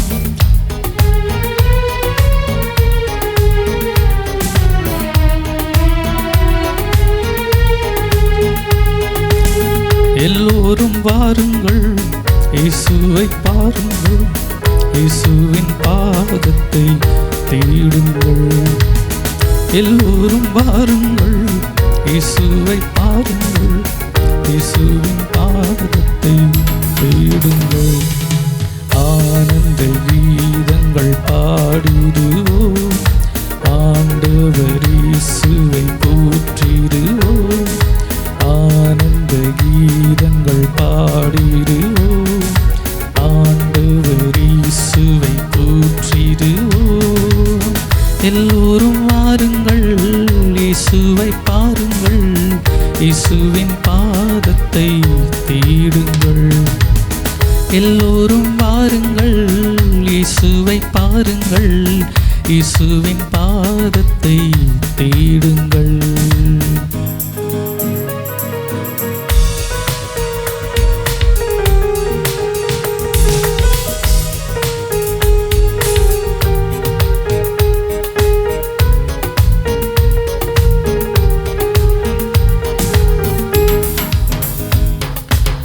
ஆபத்து காலத்தில் நாம் வெட்கமடையோம், பஞ்ச காலத்திலே நாம் திருப்தி அடைவோம். ஆபத்து காலத்தில் நாம் வெட்கமடையோம், பஞ்ச காலத்திலே நாம் திருப்தி அடைவோம். பரிசுத்த வேதத்தை கை கொள்ளுவோம், பரிசுத்த இயேசுவை தினம் துதிப்போம். பரிசுத்த வேதத்தை கை கொள்ளுவோம், பரிசுத்த இயேசுவை தினம் துதிப்போம். எல்லோரும் வாருங்கள், இயேசுவை பாருங்கள், இயேசுவின் பாதத்தை தேடுங்கள். எல்லோரும் வாருங்கள், இயேசுவை பாருங்கள், இயேசுவின் பாதத்தை தேடுங்கள். ஆனந்த கீதங்கள் பாடிடுவோம், ஆண்டவர் இயேசுவை போற்றிடுவோம். ஆனந்த கீதங்கள் பாடிடுவோம், ஆண்டவர் இயேசுவை போற்றிடுவோம். எல்லோரும் வாருங்கள், இயேசுவை பாருங்கள், இயேசுவின் பாதத்தை தேடுங்கள். எல்லோரும் வாருங்கள், இயேசுவை பாருங்கள், இயேசுவின் பாதத்தை தேடுங்கள். எல்லாருடைய கண்களை மூடுவோம். கர்த்தருக்கு கொடுத்ததான இந்த காணிக்கையிலே கர்த்தருடைய கரம் இருந்து அதிகமாய் நம்மை ஆசீர்வதிக்கும்படி எல்லா வாய்களை திறந்து கர்த்தரை ஸ்தோத்தரிப்போம். அதோடு மாத்திரமல்ல, இந்த வாரத்திலே இந்த பிறந்த நாளை காண்கிற அந்த பிள்ளைகளை கர்த்தர் ஆசீர்வதித்து அவர்களை பொறுப்படுத்திக் கொள்ளும்படியாய் ஸ்தோத்தரிப்போம். இந்த வாலிப மகள் ரேவதிக்கு நாம் தொடர்ந்து ஜெபிக்கிறது போல ஒரு சுகமான பிரசவத்தை கர்த்தர் கட்டளையிடும்படியாய் ஸ்தோத்தரிப்போம். அதோடு அந்த சிஸ்டரை மனமடைவாக்கினதான அந்த நபரை கர்த்தர் ஆசீர்வதிக்கும்படியாய், கர்த்தர் அவர்களை தொடும்படியாய் கூட ஸ்தோத்தரிப்போம். நாளை தினத்தில் தம்பி வீரராஜ் நினைவு நாள். அந்த மகனுடைய அந்த குடும்பத்திற்காய், தாயாருக்காய், சகோதரிக்காய், அந்த மகனுடைய மகளுக்காய் கர்த்தர் நல்ல சமாதானத்தை கொடுக்கும்படியாய் கூட அந்த குடும்பத்திற்காய் ஜெபிக்கும்படி அன்போடு கேட்டுக்கொள்கிறேன். நாம் வாய்ப்பை திறந்து கர்த்தரை ஸ்தோத்தரிப்போம். இப்பொழுதும் நாம் ஜெபித்த எல்லா ஜெபங்களையும் கர்த்தர் கேட்டு இதற்குரிய பதிலை கொடுத்தார் என்ற நிச்சயத்தோடு ஸ்தோத்தரிப்போம். ஆமென். அப்படி உட்காருவோம். கர்த்தர் நல்லவர். தொடர்ந்து இந்த நாளிலே வந்து கலந்து கொண்ட உங்கள் ஒவ்வொருவரையும் உயிர்த்தெழுந்த இயேசுவின் நாமத்தினாலே வாழ்த்துகிறேன், ஆசீர்வதிக்கிறேன். கர்த்தர் தாமே நம் ஒவ்வொருவரையும் ஆசீர்வதித்து காத்துக் கொள்வாராக. அல்லேலூயா. அதோடு மாத்திரமல்ல, இந்த நிரலிலே பார்க்க போகிறதான உங்கள் ஒவ்வொருவரையும் கிறிஸ்து இயேசுவின் நாமத்தினால் ஆசீர்வதிக்கிறேன். அந்த ஆசீர்வாதம் உங்களுக்கும் சொந்தமாவதாக. கர்த்தர் நல்லவர். நாம் சகரியாவின் புஸ்தகத்தில் 9ஆம் அதிகாரத்தில் 9வது வசனத்தை வாசிப்போம். 9:9. சீயோன் குமாரத்தியே மிகவும் களிக்கூறு, எருசலேம் குமாரத்தியே. ஆமா, இங்க 2 குமாரத்திகளை குறித்து சொல்லி இருக்குது. சரி, முழுதும் வாசிடலாம். கம்பீரி, இதோ உன் ராஜா உன்னிடத்தில் வருகிறார், அவர் நீதியுள்ளவரும் ரட்சிக்கிறவரும் தாழ்மையுள்ளவரும் கழுதையின் மேலும் கழுதை குட்டியாகிய மரியின் மேலும் ஏறி வருகிறவருமாயிருக்கிறார். அல்லேலூயா. இது சகரியாவை கொண்டு தீர்க்க தரிசனமாய் சொல்லப்பட்ட ஒரு வார்த்தை. இயேசுவானவர் பிறப்பதற்கு முன்பாகவே இப்படிப்பட்டதான ஒரு குருத்தோலை பவனி ஒன்று இருக்கும் என்பதை சகரியாவை கொண்டு ஆவியானவர் அங்கே எழுதி வைத்திருக்கிறார். அதுதான் அந்த சகரியா 9:9 வாசிக்கிறோம். இப்ப நம்ம அந்த வசனத்தை நிறுத்தி வாசிக்கலாம். சீயோன் குமாரத்தியே, இல்லையா? ஒரு குமாரத்தி என்றால் என்ன? மகள், அவ்வளவுதான். குமாரத்தி என்றால் மகள். அப்ப சீயோன் குமாரத்தி என்று ஒன்று போடப்பட்டிருக்கிறது. அடுத்தது மிகவும், அதாவது இந்த களி கூறுதல் எப்ப வரும் அப்படின்னு சொன்னா, மகிழ்ச்சியினுடைய உச்சகட்டம் தான் களி கூறுதல். மகிழ்ச்சியினுடைய சந்தோஷம், மகிழ்ச்சி, அதுக்கப்புறம் மகிழ்ச்சியினுடைய உச்சகட்டம் அது என்னவா இருக்குது? களி கூறுதல், களிப்பு அப்படின்னு சொல்லி. அப்ப இங்க சீயோன் குமாரத்தை பார்த்து சொல்லும்போது நீ என்ன செய்? களி கூறு என்று சொல்லுகிறார். சொல்லிட்டு எருசலேம் குமாரத்தியே கம்பீரே. இங்க 2 குமாரத்திகளை குறித்து சொல்லி இருக்குது. சீயோன் குமாரத்தி என்றால் யார்? எருசலேம் குமாரத்தி என்றால் யார்? 2 போட்டிருக்க, இல்லைன்னா ஒரே இதுல போட்டிருக்கலாம், இல்லையா? இது இந்த சீயோன் குமாரத்தி வேதத்தின்படி பார்த்தீங்கன்னா எருசலேமில் இருக்கிறவர்கள் தான் சீயோன் குமாரத்தி. அது சீயோன் கோட்டையாய் இருந்தது. அதை தாவீது நாட்களில் பிடித்த பின்பு அது எருசலேமாய் மாறினது என்று நாம் வேதத்தில் வாசிக்கிறோம். அப்படி இருக்கும் பட்சத்தில் இங்க சீயோன் குமாரத்தை தனியாய், எருசலேம் குமாரத்தை தனியாய் ஏன் சொல்ல வேண்டும் அவர்? இந்த சீயோன் என்பதற்கு ஆவிக்குரிய அர்த்தம் பரலோகம் என்றும் சொல்லப்பட்டிருக்கிறது. எருசலேம் என்பதற்கும் பரலோகம் என்று சொல்லப்பட்டிருக்கிறது. வேத வசனங்கள் நான் சொல்லிக் கொண்டிருப்பேன். 2மே வேத வசனம் அப்படி சொல்லுகிறது. அப்படி என்றால் 2 குமாரத்திகள் என்று சொல்லி ஏன் அவர் செப்பரேட் பண்ணி சொல்ல வேண்டும்?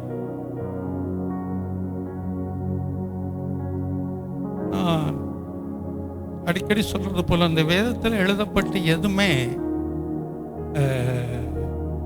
நம்ம புரிந்து கொள்வதற்கு சற்று கடினமாய் தெரியலாம். ஆனால் அது புரிந்து கொள்வதற்கு லகுவாய்த்தான் இருக்கும். புரிந்து கொள்வதற்கு சற்று கடினமாய் இருக்கும். அது உங்களுக்கு புரிஞ்ச மாதிரி சொல்லணும்னு சொன்னா, அந்த யாக்கோபுனா யாரு, இஸ்ரவேலர்னா யாரு, 2 பேரையும் இணைச்சே போட்டு கொண்டு வருகிறதே என்பதற்கு கேட்டேன். சிலர் பதில் சொன்னீங்க. அதுக்கு 2 பேருக்கு அந்த கிஃப்ட் கூட கொடுத்தேன்னு நினைக்கிறேன். ஆமாம், அது ஈஸியாய் தெரிந்த ஒரு பகுதி தான். ஆனால் நமக்கு அந்த நேரம் அது என்ன செய்யறதில்ல, வர்றதில்லை. அதே போலதான் இவைகளும் நாம் புரிந்து கொள்ளக்கூடிய ஒரு பகுதி தான். அதை சற்று உட்கார்ந்து அதை நாம் யோசிப்போம் என்றால் அதனுடைய கருத்துக்கள் என்னங்கிறது நமக்கு தெரியும். போன ஞாயிற்றுக்கிழமை நான் ஒரு சபைக்கு ஒரு குடும்ப ஆசீர்வாத கூட்டத்திற்கு செய்து கொடுக்கணும், நீங்கள் வாங்கன்னு சொன்னதுனால நான் கூட பார்க்க போக வேண்டியதாகிடுச்சு. இல்லைன்னா அந்த வாரம் தான் போயிருப்பேன், 2வது வாரம். அது கண்டிப்பாக வந்தால் நன்றாக இருக்கும் என்று சொன்னதுனால நான் என்னால் தவிர்க்க முடியல அதுக்கு. அதனால் அந்த இடத்திற்கு கடந்து போயிருந்தேன். திரும்ப நான் கூட பார்க்க வரும்போதே 10:20 ஆயிடுச்சு நைட்டில். ஆனால் அங்கே தங்கிட்டு மறுநாள் காலையில் தான் இங்கே வந்து சேர்ந்தேன். அந்த குடும்ப ஆசீர்வாத கூட்டத்திற்கு குடும்பம் அப்படிங்கிற வார்த்தையை கொண்டு தான் அவர்களோடு செய்தி கொடுத்தேன். குடும்பம், தமிழ்ல குடும்பம்னா எத்தனை எழுத்துக்கள் இருக்கு? அந்த 5 எழுத்துக்களை வைத்து தான் அங்கே கர்த்தருடைய வார்த்தையை பகிர்ந்து கொண்டேன். 1 மணி நேரம் கொடுத்தாங்க. அந்த 1 மணி நேரம் அந்த குடும்பம் என்றால் என்ன, குடும்ப ஆசீர்வாதம் எங்கே இருக்கிறது, குடும்ப ஆசீர்வாதம் எப்படி இருக்கிறது, எப்படி இருந்தால் அந்த குடும்ப ஆசீர்வாதம் வரும், எப்படி இருக்க வேண்டும் என்பதை அந்த குடும்பம் என்ற வார்த்தையிலிருந்து தான் எடுத்து அவர்களுக்கு அதை நான் சொன்னேன். அதுக்கு தகுந்த வேத வசனங்களை எடுத்து அவர்களுக்கு கோடிட்டு காண்பித்து கடந்து வந்தேன். அது ஒரு ஆவியானவர் வெளிப்படுத்தின ஒரு புதிய ஒரு சத்தியம். இதுவரைக்கும் குடும்ப ஆசீர்வாதத்திற்கு பல சத்தியங்களை பல இடங்களில் பேசியிருக்கலாம், அநேகர், நானும் பேசியிருக்கிறேன். ஆனால் அந்த குடும்பம் என்ற வார்த்தையிலிருந்து எடுத்து அது பேசினது இதுதான் முதல் முறையாக இருந்திருக்கும் என்று நான் விசுவாசிக்கிறேன்.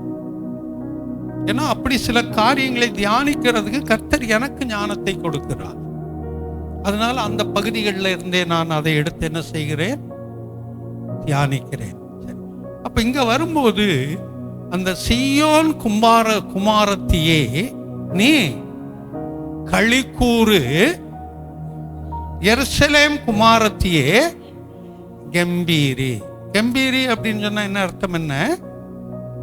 அதுவும் மகிழ்ச்சியினுடைய இந்த களிக்கூறு என்பதுக்கும் கம்பீரிங்கிறதுக்கும் ஒரு சின்ன வித்தியாசம் உண்டு. கம்பீரி என்னால் சத்தம் கொடு. கம்பீரி என்று சொல்வதற்கு சத்தம் கொடு அப்படின்னு அர்த்தம். கம்பீரி என்பதற்கு, களிகூறு என்பதற்கு அது சத்தம் வரணுங்கிற அவசியம் இல்லை, அந்த மகிழ்ச்சிகள்.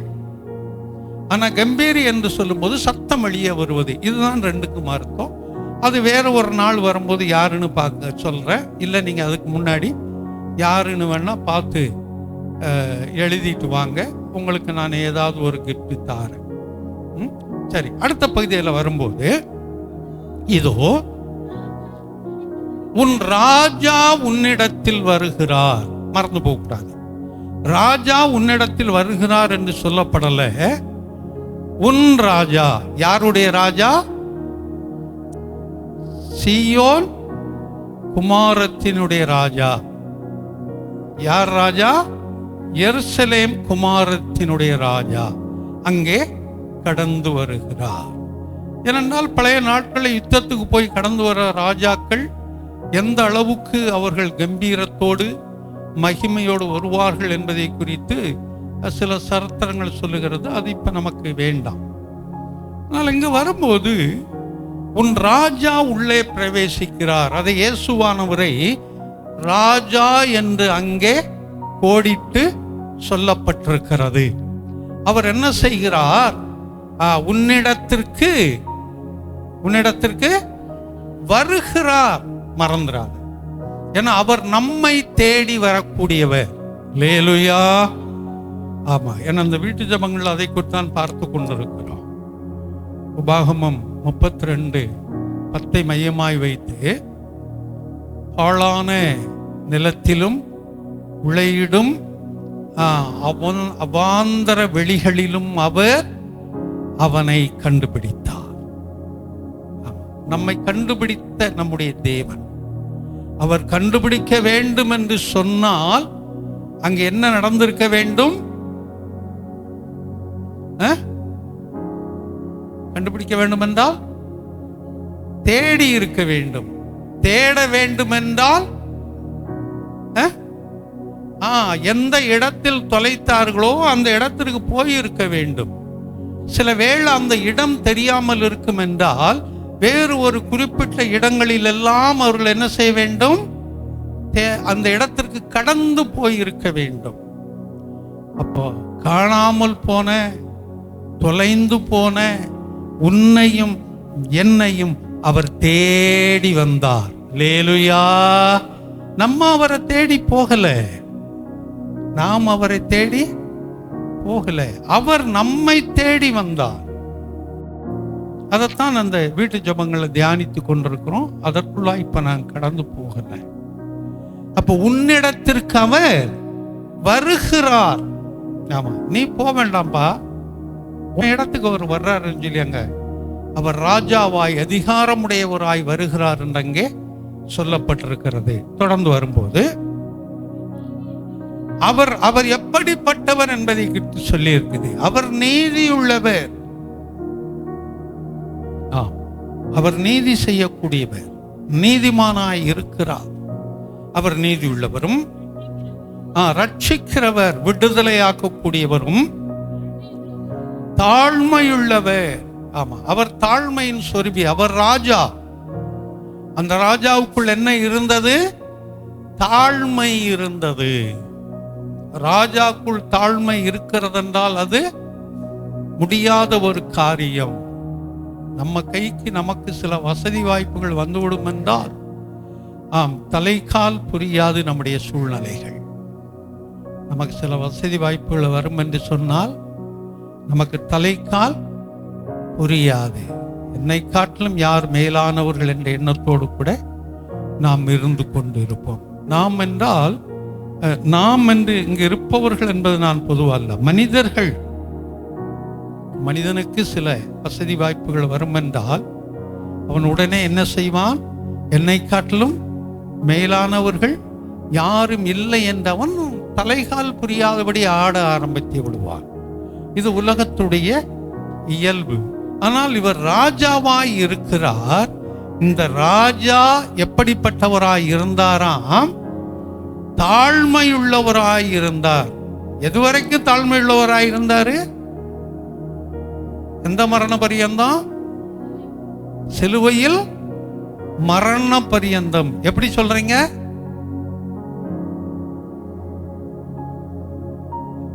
அதான் எப்படி சொல்றீங்கன்னு கேட்டேன் நான். வாயில சொல்றீங்களா?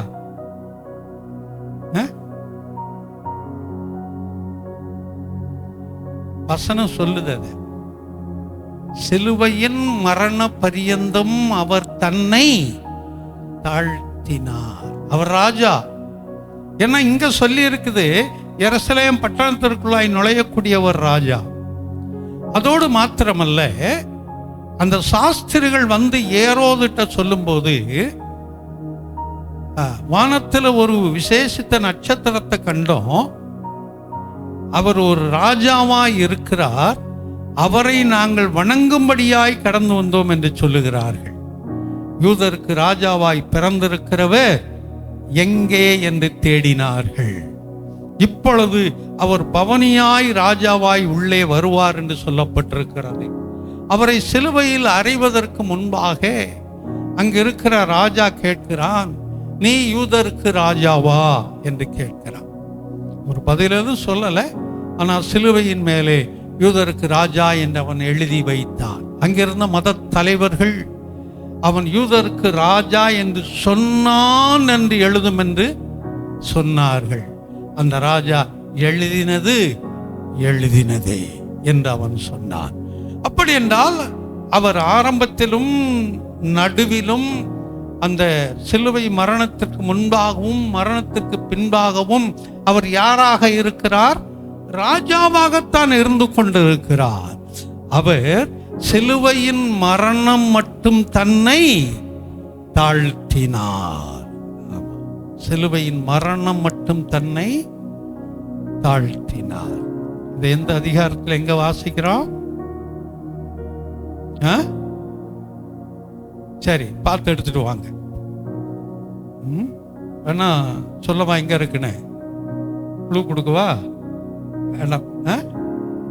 சரி, வேணா கொடுக்குறேன். புதிய ஏற்பாட்டில் தான் இருக்குது.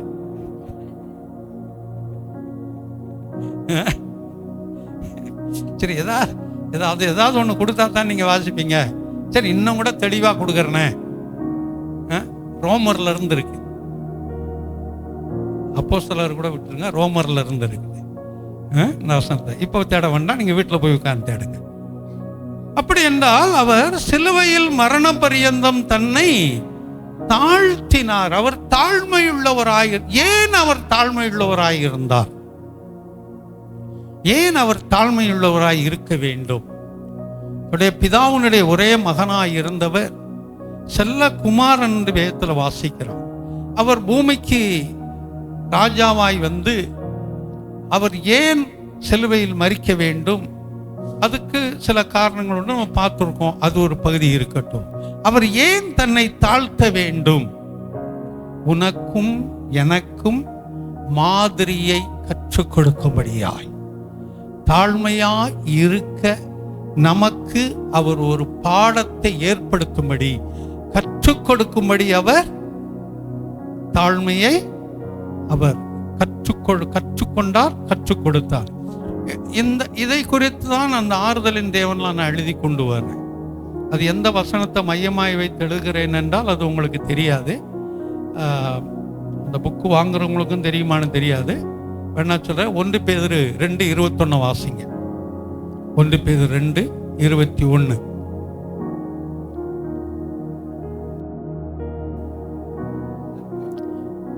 வாசிங்க. இதற்காக நீங்கள் அழைக்கப்பட்டிருக்கிறீர்கள். நீங்கள் இதற்காக அழைக்கப்பட்டிருக்கிறீர்கள். நம்மை அழைத்தார். அழைத்ததற்கு ஒரு நோக்கம் உண்டு. யாரை? அவர் அழைக்கப்பட்ட பரிசுத்தவான்கள், அவரால் தெரிந்து கொள்ளப்பட்ட விசுவாச பிள்ளைகள். அதைத்தான் சொல்றாருங்க. நீங்கள் இதற்காக அழைக்கப்பட்டீர்கள், ஏனெனில் கிறிஸ்துவும் உங்களுக்காக பாடுபட்டு நீங்கள் தம்முடைய அடிச்சுவடுகளை தொடர்ந்து வரும்படி உங்களுக்கு மாதிரியை பின்வைத்து போனார். லேலுயா.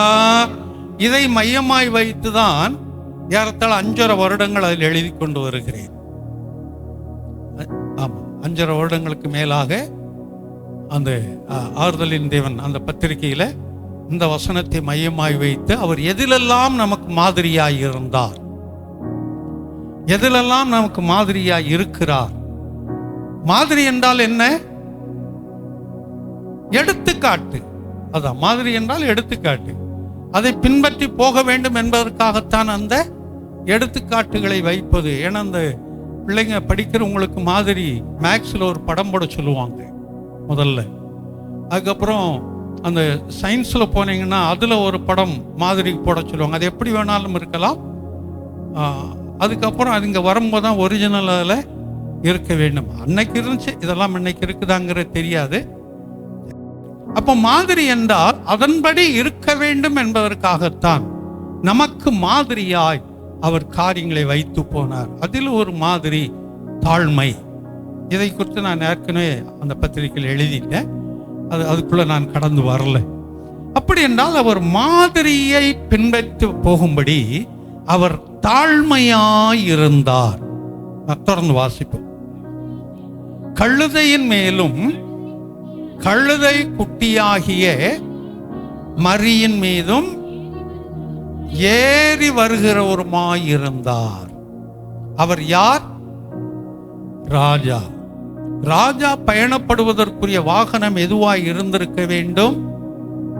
குதிரை. ஏன்னா அன்னைக்கு வாகனங்கள் இன்னைக்கு இருக்கிற மாதிரி காரோ இல்லை அந்த ரதங்களோ கிடையாது. அன்றைக்கு இருந்த நிலைமையில ஒட்டகங்கள் இருந்தது, குதிரைகள் இருந்தது, கோவேரி கழுதைகள் இருந்தது, கழுதைகள் இருந்தது. இதுதான் அன்றைக்கு இருந்த வாகனங்கள்.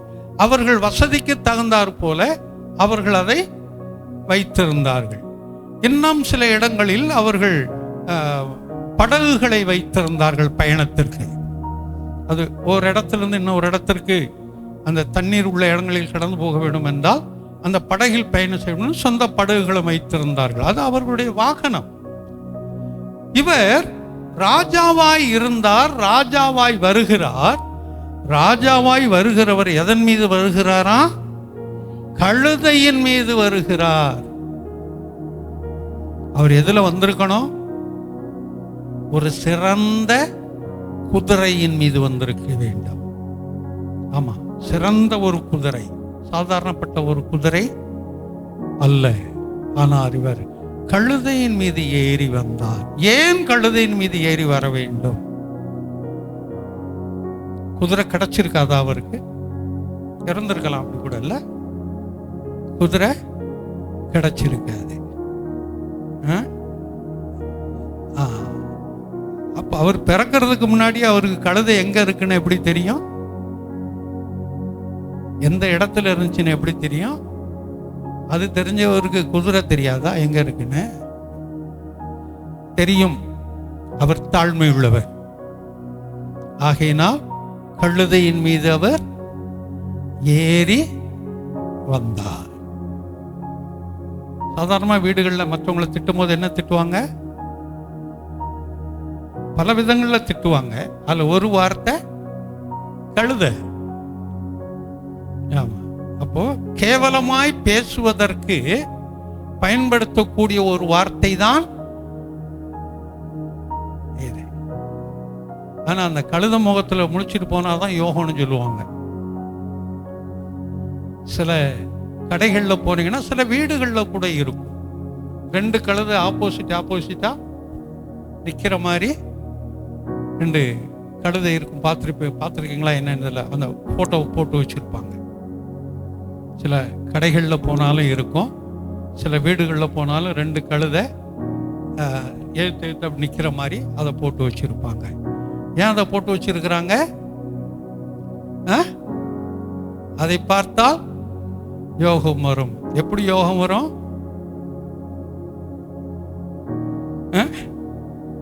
ஆமா, அதை குறித்து வெறுப்பாய் திட்டுறாங்க.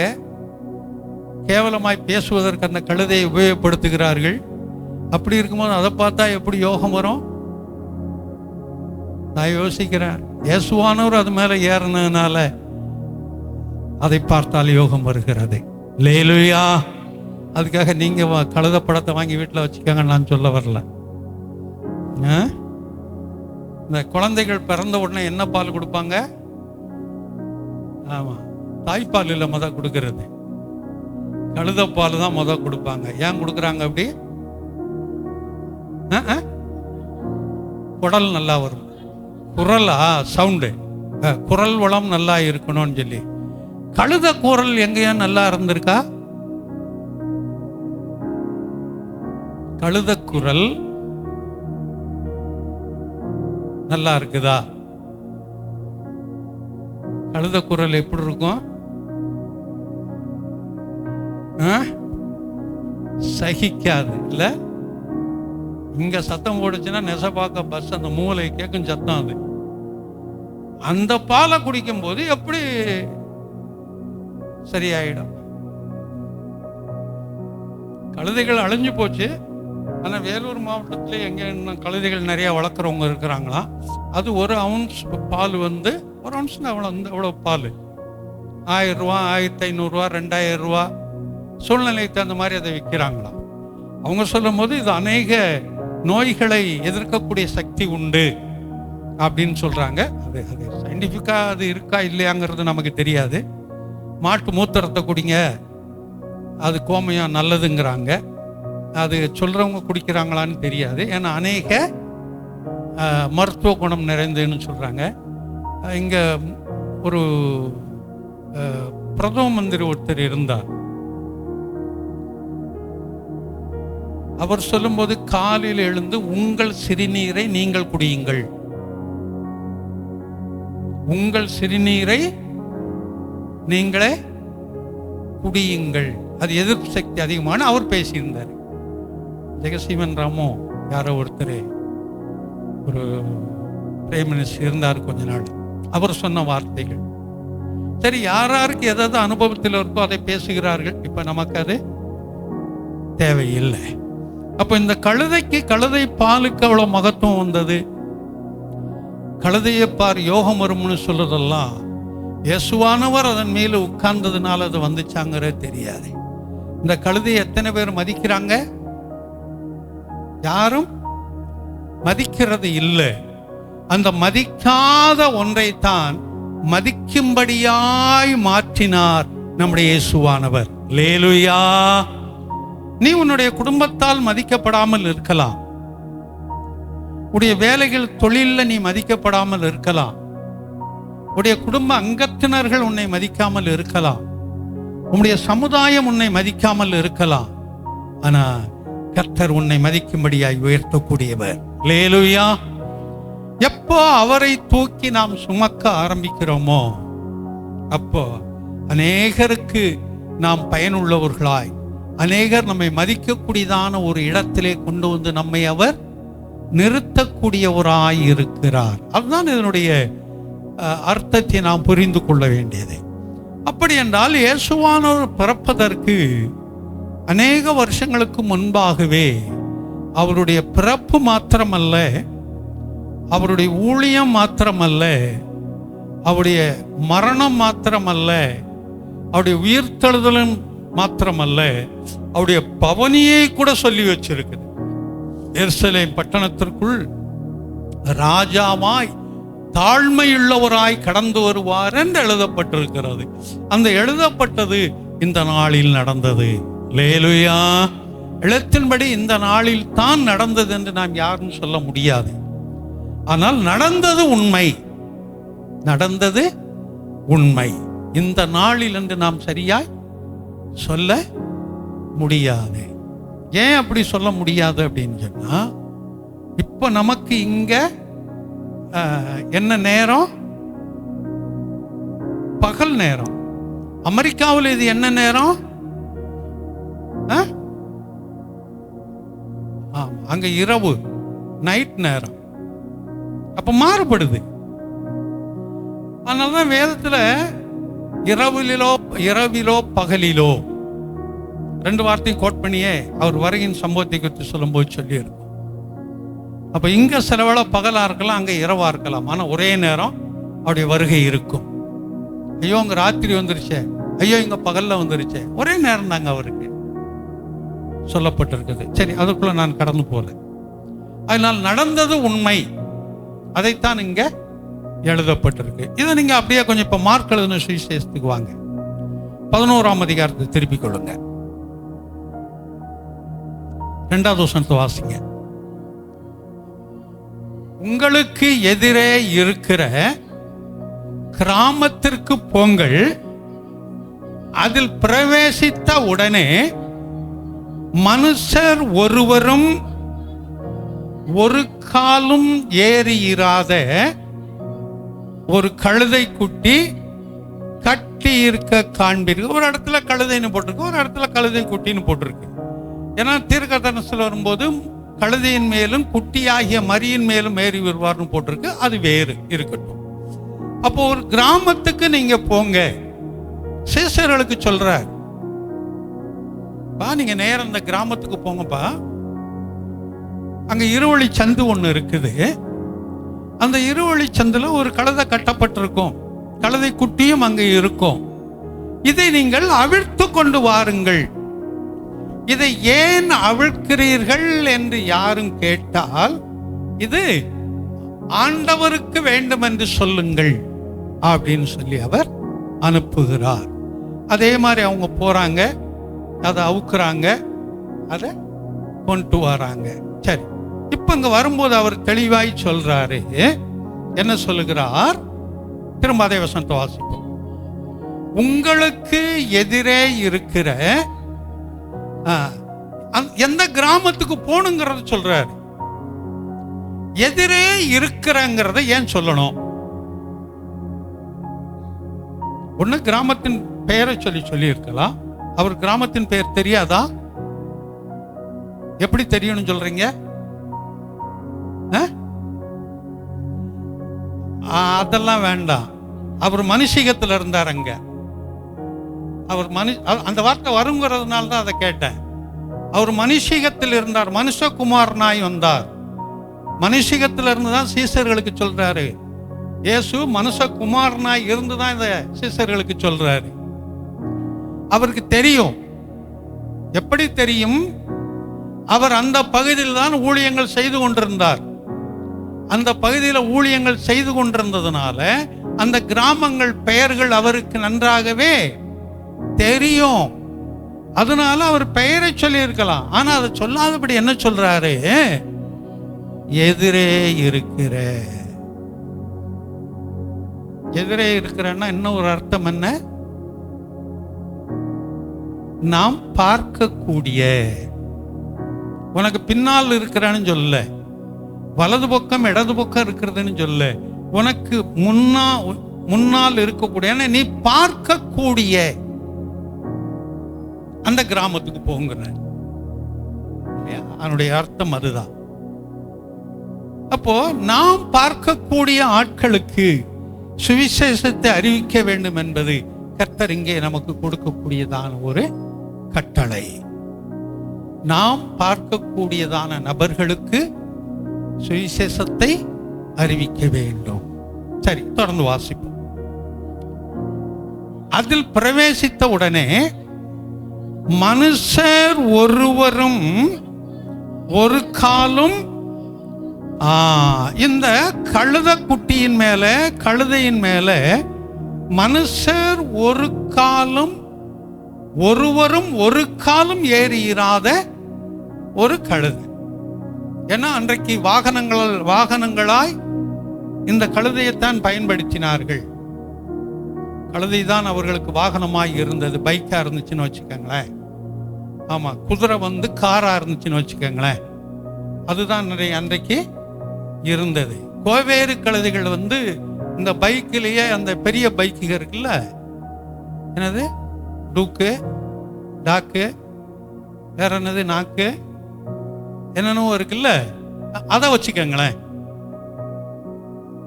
இதெல்லாம் சற்று ஹெவியானது. அப்படி அந்த தராதரம் இருக்கிறது போல இருந்தது.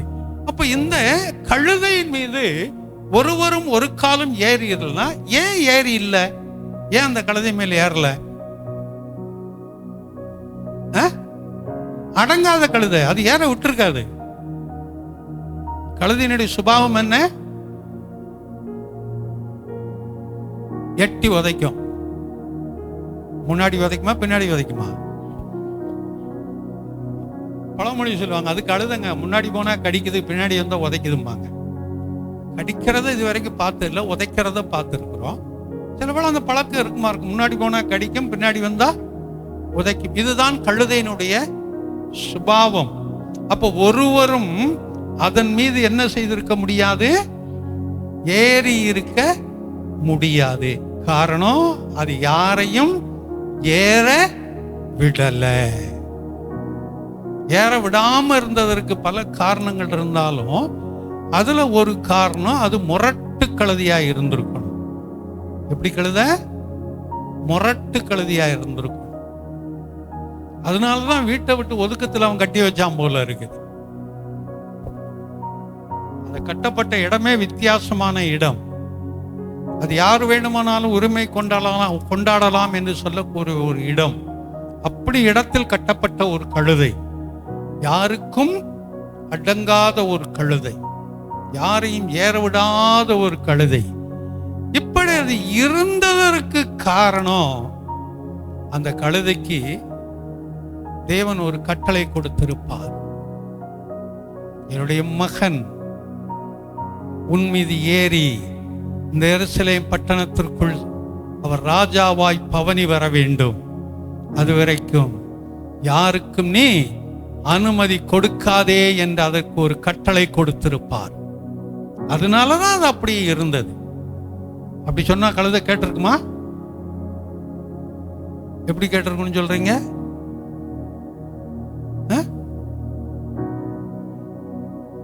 கழுதை வாயை திறந்து பேசவே வச்சாரு. கழுதையினுடைய வாயை திறந்து பேசவே வச்சாரு. இதனாலதான் யோபுல ஒரு வசனத்தை வாசிக்கிறான், பறவைகளை கேட்டுப்பார் அது உனக்கு சொல்லும், மிருகங்களை கேட்டுப்பார் அது உனக்கு சொல்லும் அப்படின்னு சொல்லி அழகான ஒரு வசனத்தை வாசிக்கிறோம். முன்னாடியே சொன்னேன், அதை கொண்டு ஒரு நாளைக்கு உங்களோடு பகிர்ந்து கொள்றேன்னு. சூழ்நிலை இருக்கும் என்றாலும் பகிர்ந்து கொள்ளுகிறேன், அது இப்ப வேண்டாம். அப்ப இங்க வரும்போது தேவனுடைய கட்டளை அந்த கழுதைக்கு இருந்திருக்கும். அதனால அந்த கழுதை என்ன செய்திருக்கும்? யாரையும் அது மேல ஏற விட்டுருக்காது. முரட்டுத்தனம் பிடிச்சிருக்கும். பார்க்கிறவங்களுக்கெல்லாம் என்ன தெரியும்? இந்த கழுதை நாம் வளர்க்குறோம், இந்த கழுதைக்கு ஆகாரம் போடுறோம், இவ்வளவு முரட்டாட்டமா இருக்குதுன்னு சொல்லி சில வேளை அதை அடிச்சிருப்பாங்க. வழியில கட்டி கிடந்ததுனால போறவங்க வரவங்கெல்லாம் ஏதோ ஒரு துன்பத்தை அந்த கழுதையை கொடுத்திருப்பாங்க. இதெல்லாம் அது பொறுத்து கொண்டிருந்தது. எதற்காக பொறுத்து கொண்டிருந்தது? அதுக்கு தெரியும், நீங்க எவ்வளவு சித்திரவதைப்படுத்துறீங்களோ, எவ்வளவு அவமானப்படுத்துறீங்களோ, அதற்கு ஈடாய் ஒரு நாளிலே எனக்கு பெருமை வரப்போகிறது, எனக்கு மேன்மை வரப்போகிறது. என்னை படைத்த என் தேவன் என் மீது பவனியாய் வரப்போகிறார். என் ராஜா, என்னை உருவாக்கினவர் என் மீது பவனியாய் வரப்போகிறார். அன்றைக்கு பாருங்க அப்படின்னு சொல்லி மனசுக்குள்ள நினைச்சிருக்கும். ஆமா, நீயும் நானும் அவரை சுமக்கக்கூடிய கழுதைகளாய் இருந்து கொண்டு இருக்கிறோம். நமக்கும் பல பிரச்சனைகள், பல போராட்டங்கள் இருக்கலாம். நான் சொன்னது போல குடும்பத்திலிருந்து உருவாகலாம், சுத்து பகுதிகளில் இருந்து உருவாகலாம், வேலை ஸ்தலங்களில் உருவாகலாம், தொழில் ஸ்தலங்களில் உருவாகலாம், குடும்ப அங்கத்தினர்களை கொண்டு உருவாகலாம். எப்படி உருவானாலும் ஒரு நாள் வரும்போது, நாம் அவருக்கென்று காத்திருக்கும் போது, அவரை சுமக்கும் போது அந்த மேன்மையை நமக்கு கொடுக்கிறார். அல்லேலூயா! அது நிச்சயமாகவே நமக்கு நடக்கும். அதை விசுவாசிப்போம். நாம் அது நிச்சயமாக நமக்கு நடக்கும். சரி, இப்ப தொடர்ந்து வாசம் அப்படியே கிராமத்திற்கு போங்கள். ஒருவரும் ஒரு காலம் ஏறி இராத கட்டி இருக்க காண்பீர்கள், அதை அவிழ்த்து கொண்டு வாருங்கள். முதலாவது அந்த கழுதைக்கு ஒரு மேன்மை கிடைக்க வேண்டும் என்றால் அந்த கழுதை முதலாவது என்ன செய்ய வேண்டும்? அவிழ்க்கப்பட வேண்டும். ஏன்னா அது என்ன செஞ்சிருக்கு? கட்டப்பட்டிருக்குது. இதுவரைக்கும் யாருக்கு அடங்காத ஒரு கழுதை. ஆனா இவங்க போறாங்க, இவங்க யாருன்னே தெரியாது அந்த கழுதைக்கு. அது அமைதியா நின்றுகிட்டு இருக்கு, கழட்டி வந்துகிட்டே இருக்கிறாங்க. எல்லாருக்கும் ஆச்சரியம். யாருன்னே முகமறியாதவங்க வந்து கலட்டுறாங்க, அமைதியா நிக்குதே, இதுக்கு பக்கத்துல யாரும் நம்ம போகவே முடியாதே என்று சொல்லி அவர்களுக்கு கஷ்டம். 1986 87 எனக்கு சரியா ஞாபகம் இல்லை. அந்த அரும்பாக்கம் பகுதியில் ஊழியம் செய்யும் போது சுந்தரராஜ், நான், இன்னொரு ஊழியக்கார் 3 பேர் அந்த குடும்பங்களை சந்திக்கிறதுக்காக கடந்து போவோம். அப்போ கலான்னு ஒரு சகோதரி, அந்த பிள்ளை பேர் எனக்கு ஞாபகம் இருக்குது. ஒரு கூரை வீடு, அந்த கூரை வீட்டில் பின்னாடி 2 கையும் கட்டி 2 காலையும் கட்டி பக்கத்தில் அந்த கூரை வீட்டில் நடுவில் ஒரு போஸ்ட் ஒன்று நிறுத்தியிருப்பாங்க. ஒரு அந்த கூரை விழுந்துடாமல் இருக்கிறதுக்கு ஒரு அது ஒரு தடி ஒன்று, தூண் ஒன்று, அந்த தூணில் கட்டி போட்டு வச்சிருக்கிறாங்க அந்த பிள்ளைய. நாங்கள் போன உடனே என்ன அப்படி கட்டி போட்டு வச்சிருக்கிறேங்க. நாங்கள் வாசலில் உட்கார்ந்தோம். அப்போ தான் முதல் முறையாக சந்திக்கிறோம். ஏன் அந்த பிள்ளை வந்து எல்லாரையும் போட்டு அடிச்சுக்கிட்டு இருக்கிறா, பயங்கர பிசாசு பிரச்சனை. நாங்கள் சொன்னோம், இல்லை நீங்கள் கட்டுகளை அவிழ்த்து விடுங்க சார், உங்களுக்கு தெரியாது இந்த பிள்ளையை குறித்து. ஒரு வாலிப பொண்ணு, இந்த பிள்ளையை குறித்து உங்களுக்கு தெரியாது, எல்லாரையும் போட்டு அந்த அடி அடிக்கிறா. நாங்கள் சொன்னோம், இல்லை நாங்கள் இருக்கிறோம்ல, நீங்கள் அவுத்து விடுங்க அப்படின்னா அவங்க பயந்துக்கிட்டே அவுத்து விட்டாங்க. உள்ளே போனோம். உள்ளே போயிட்டு அதுக்கப்புறம் முட்டி போட சொன்னோம். முட்டி போட்டது, வெளியில் வானோம், வெளியில் வந்தது. அதுக்கப்புறம் ஜெபம் பண்ணோம். கர்த்தர் விடுதலையை கொடுத்தார். அந்த நாட்களில் அந்த பிசாசுக்கும் பில்லி சுனிய கட்டுக்கும் ஜெயிப்பதிலிருந்து தான் கர்த்தர் அந்த ஊழியத்தை கொண்டு வளர்த்து கொண்டு வந்தார். அப்படி என்றால் அங்கே சொல்லும் போதே வெளியே கொண்டு வர சொன்னோம், ஜெபித்தோம். கர்த்தர் நல்ல ஒரு விடுதலையை கொடுத்தார். 2 காலையை நீட்டி காலையும் கட்டிட்டாங்க, 2 கையும் பின்னாடி வைத்து கையவும் கட்டிட்டாங்க கயிறுனால. இடுப்போட சேர்த்து அந்த தூண்ல வச்சு கட்டி உட்கார வச்சிருக்காங்க. அப்படியே ஜெபித்த போது கர்த்தர் விடுதலையை கொடுத்தார். இன்னைக்கு எப்படி இருக்கிறாங்கன்னு தெரியலங்கிட்ட வந்ததுக்கு அப்புறம் எனக்கு அந்த தொடர்புகள் இல்லை. வந்துட்டேன். ஏன் சொல்ல வரேன்? கட்டுகள்ல இருந்து வெளியில வரணும். கட்டுகள் அவிழ்க்கப்படும் போதுதான் அது கர்த்தருக்கு பயன்படக்கூடிய கழுதையாய் மாறுகிறது. நமக்கு இன்னைக்கு எழுத்தின்படி பிசாசு கட்டுகள் இல்லை, பில்லி சுனிய கட்டுகள் இல்லை. ஆனா நாம் விட முடியல அப்படின்னு சொல்லக்கூடிய அநேக கட்டுகள் நம்ம பிடிச்சு வச்சுக்கிட்டு இருக்குது. இதுல இருந்து நான் வெளியே வரணும்னு நினைக்கிறேன், என்னால முடியல என்று சொல்லக்கூடிய அநேக கட்டுகள். அப்ப முதலாவது கட்டுகள் அவிழ்க்கப்பட வேண்டும். கர்த்தர் அந்த கழுதையின் மீது பயணம் செய்வதற்கு முன்பாக அந்த கழுதையினுடைய கட்டுகள் அவிழ்க்கப்பட்டது. அப்ப நம்முடைய கட்டுகள் அவிழ்க்கப்பட வேண்டும்.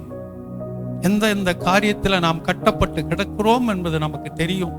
அதிலிருந்து ஒரு விடுதலை, அவிழ்க்கப்படுவது ஒன்று. அந்த அவிழ்க்கப்பட்டது மாத்திரல்ல, அதிலிருந்து அது விடுதலையாய் இருக்க வேண்டும்.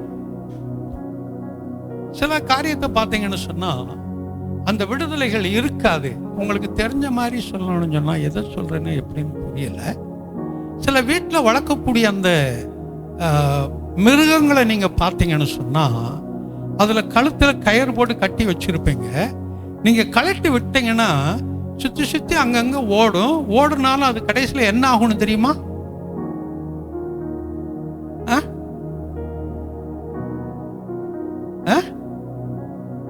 வளர்க்குறவங்களுக்கு அதெல்லாம் தெரியாதோ? நான் என்ன சொன்னேன்னா, அதை கழட்டி விட்டீங்க, வெளியில அங்கங்க ஓடுது. அதுக்கப்புறம் அதை என்ன செய்யும்?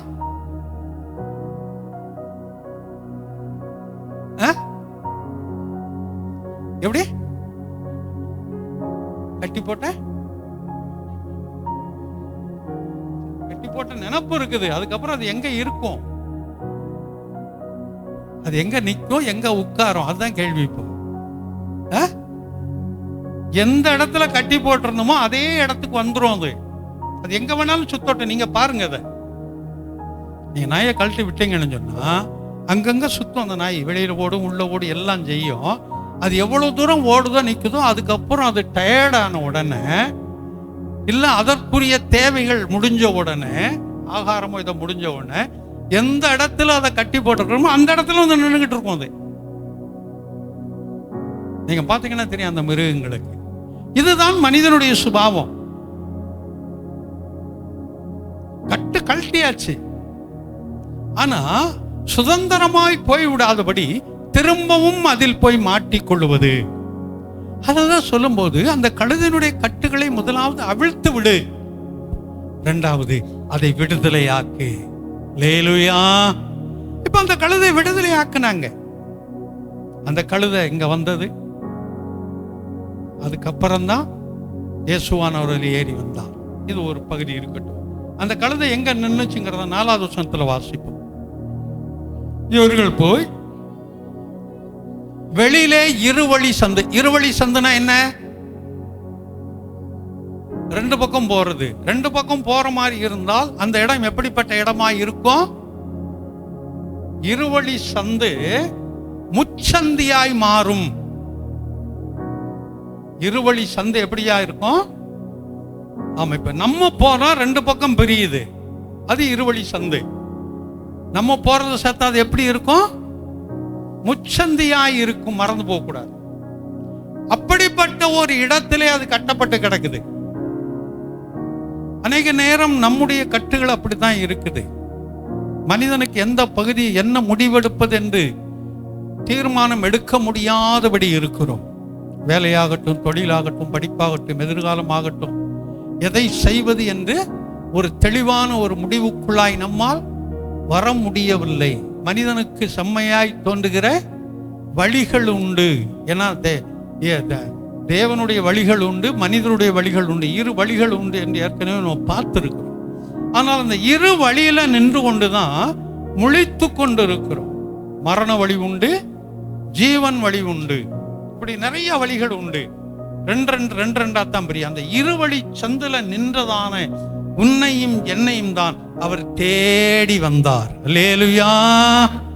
இருவழி சந்தில நின்று எங்க போறது என்று தெரியாதபடி திகைத்து நின்றதான, தயங்கி நின்றதான, கலங்கி நின்றதான உன்னையும் என்னையும் பார்த்து அவர் கடந்து வந்து நம்முடைய கட்டுகளை அவிழ்த்து நம்மை விடுதலையாக்கி அவர் நம் மீது ஏறினார். அல்லேலூயா. அதற்கு பின்பு நமக்கு ஒரு பெரிய ஒரு மேன்மை. எனக்கு அப்படித்தான் அந்த மேன்மை கிடைத்தது. ஆமா, எனக்கு அந்த மேன்மை அந்த 1979 ரட்சிப்பின் அனுபவத்திற்குள்ளாய் கடந்து வந்தேன். CSI குடும்பம் 1979 அந்த ஞானஸ்நானம் எடுத்தேன். அதுக்கு பின்னால் 81 அந்த ஊழியத்துக்கு கடந்து போனேன். அதிலிருந்து இதுவரைக்கும் அப்படி நின்று கொண்டு வருவதற்கு காரணம், அவர் என்னோடு கூட இருந்தார், நான் அவரை சுமந்தேன் என்று அவர் என்னை சுமந்து கொண்டிருக்கிறார். அல்லேலூயா. எப்பொழுது வேத புஸ்தகத்தை எடுத்துக்கொண்டு நாம் சுமந்து கொண்டு இருக்கிறோமோ அவர் நம்மை சுமக்க ஆரம்பித்து விடுகிறார். அப்படி என்றால் இந்த ஓசன்னாவுடைய இந்த பவனியனுடைய காரியத்தில் வரும்போது அடங்காத ஒரு கழுதையின் மீது அவர் ஏறி தாழ்மை உள்ளவராய் பவனியாய் போனார். ஆமாம், இந்த நாளில் நம்முடைய வாழ்க்கையிலும் கூட கட்டப்பட்ட நிலைமையில இருந்தான நம்மை விடுவிக்கும்படி இன்னும் விரும்புகிறார். விடுதலையோடு இருக்க விரும்புகிறார். விடுதலை படுத்த வேண்டும் என்று விரும்புகிறார். இருவழி சந்திலிருந்து உன்னையும் என்னையும் ஒரு சரியான இடத்திற்கு கொண்டு வரும்படி அவர் நம்மை அழைக்கிறார். அவருடைய அழைப்புக்கு இணங்கி நாம் கடந்து வருவோம் என்றால் நிச்சயமாகவே நாம் யோகம் உள்ளவர்களாய் மாறுவோம். என்னை பார், யோகம் மறுமன்றம் எழுதப்பட்டது போல நம்மை பார்க்கிற அநேகருக்கு, கர்த்தருடைய பிள்ளைகள் இவர்களை பார்க்கும்போது நமக்கு ஒரு நன்மை என்று பிறர் சொல்லும் அளவிற்கு கர்த்தர் நம்ம என்ன செய்வார்? மேன்மைப்படுத்தி வைப்பார். இது நிச்சயமாகவே நடக்கும். அப்படியே கண்களை மூடுவோம், கர்த்தரை நோக்கி பார்ப்போம். இந்த வார்த்தைகளை கர்த்தர் தாமே நமக்கு ஆசீர்வதித்து கொடுக்கும்படியாய் எல்லா வாய்களை திறந்து கர்த்தரை ஸ்தோத்தரிப்போம். ஒரு பெரிய காரியத்தை குறித்து நம்ம பார்க்கல, ஒரே ஒரு காரியம்தான். ஒரு கழுதையை குறித்து பார்த்துருக்கிறோம். அந்த கழுதை எப்படி இருந்தது? அவ்வளவுதான், கட்டப்பட்ட நிலைமையில இருந்தது. அந்த கட்டுகளை அவிழ்த்தார்கள், அமைதியாய் இருந்தது. அதற்கு முன்னால் அது முரட்டாட்டம் உள்ளது, அடங்காதது, திமிர் பிடித்தது. ஆனால் இயேசுவுக்கென்று அழைக்க அது அவிழ்க்கப்பட்ட போது அது அமைதியாய் சாந்தமாய் இருந்தது. அது விடுவிக்கப்பட்டது. நம்முடைய வாழ்க்கையில் இருக்கிற கட்டுகள் அவிழ்க்கப்பட வேண்டும். எந்த கட்டிலிருந்து வெளியில வர முடியாம இருக்கிறோம், இயேசுவானவருக்கு உதவி செய்கிறார். அதிலிருந்து விடுதலையை கொடுக்க அவர் போதுமானவராய் இருக்கிறார். அந்த விடுதலையோடு கூட நாம் அவரிடத்திலே கடந்து வரும்போது அந்த இருவழி சந்திலே முழித்து கொண்டிருந்த நம்மை சரியான வழியிலே அவர் நடத்த போதுமானவராய் இருக்கிறார். நிச்சயமாக அதை நடத்துவார். இந்த வார்த்தைகளை தொடர்ந்து கர்த்தர் நமக்கு ஆசீர்வதிக்கும்படி எல்லா வாய்களை திறந்து கர்த்தரை ஸ்தோத்தரிப்போம். ஜெபிக்காத ஒருவர் ஜெபிக்கும்படி அன்போடு கேட்டுக்கொள்கிறேன்.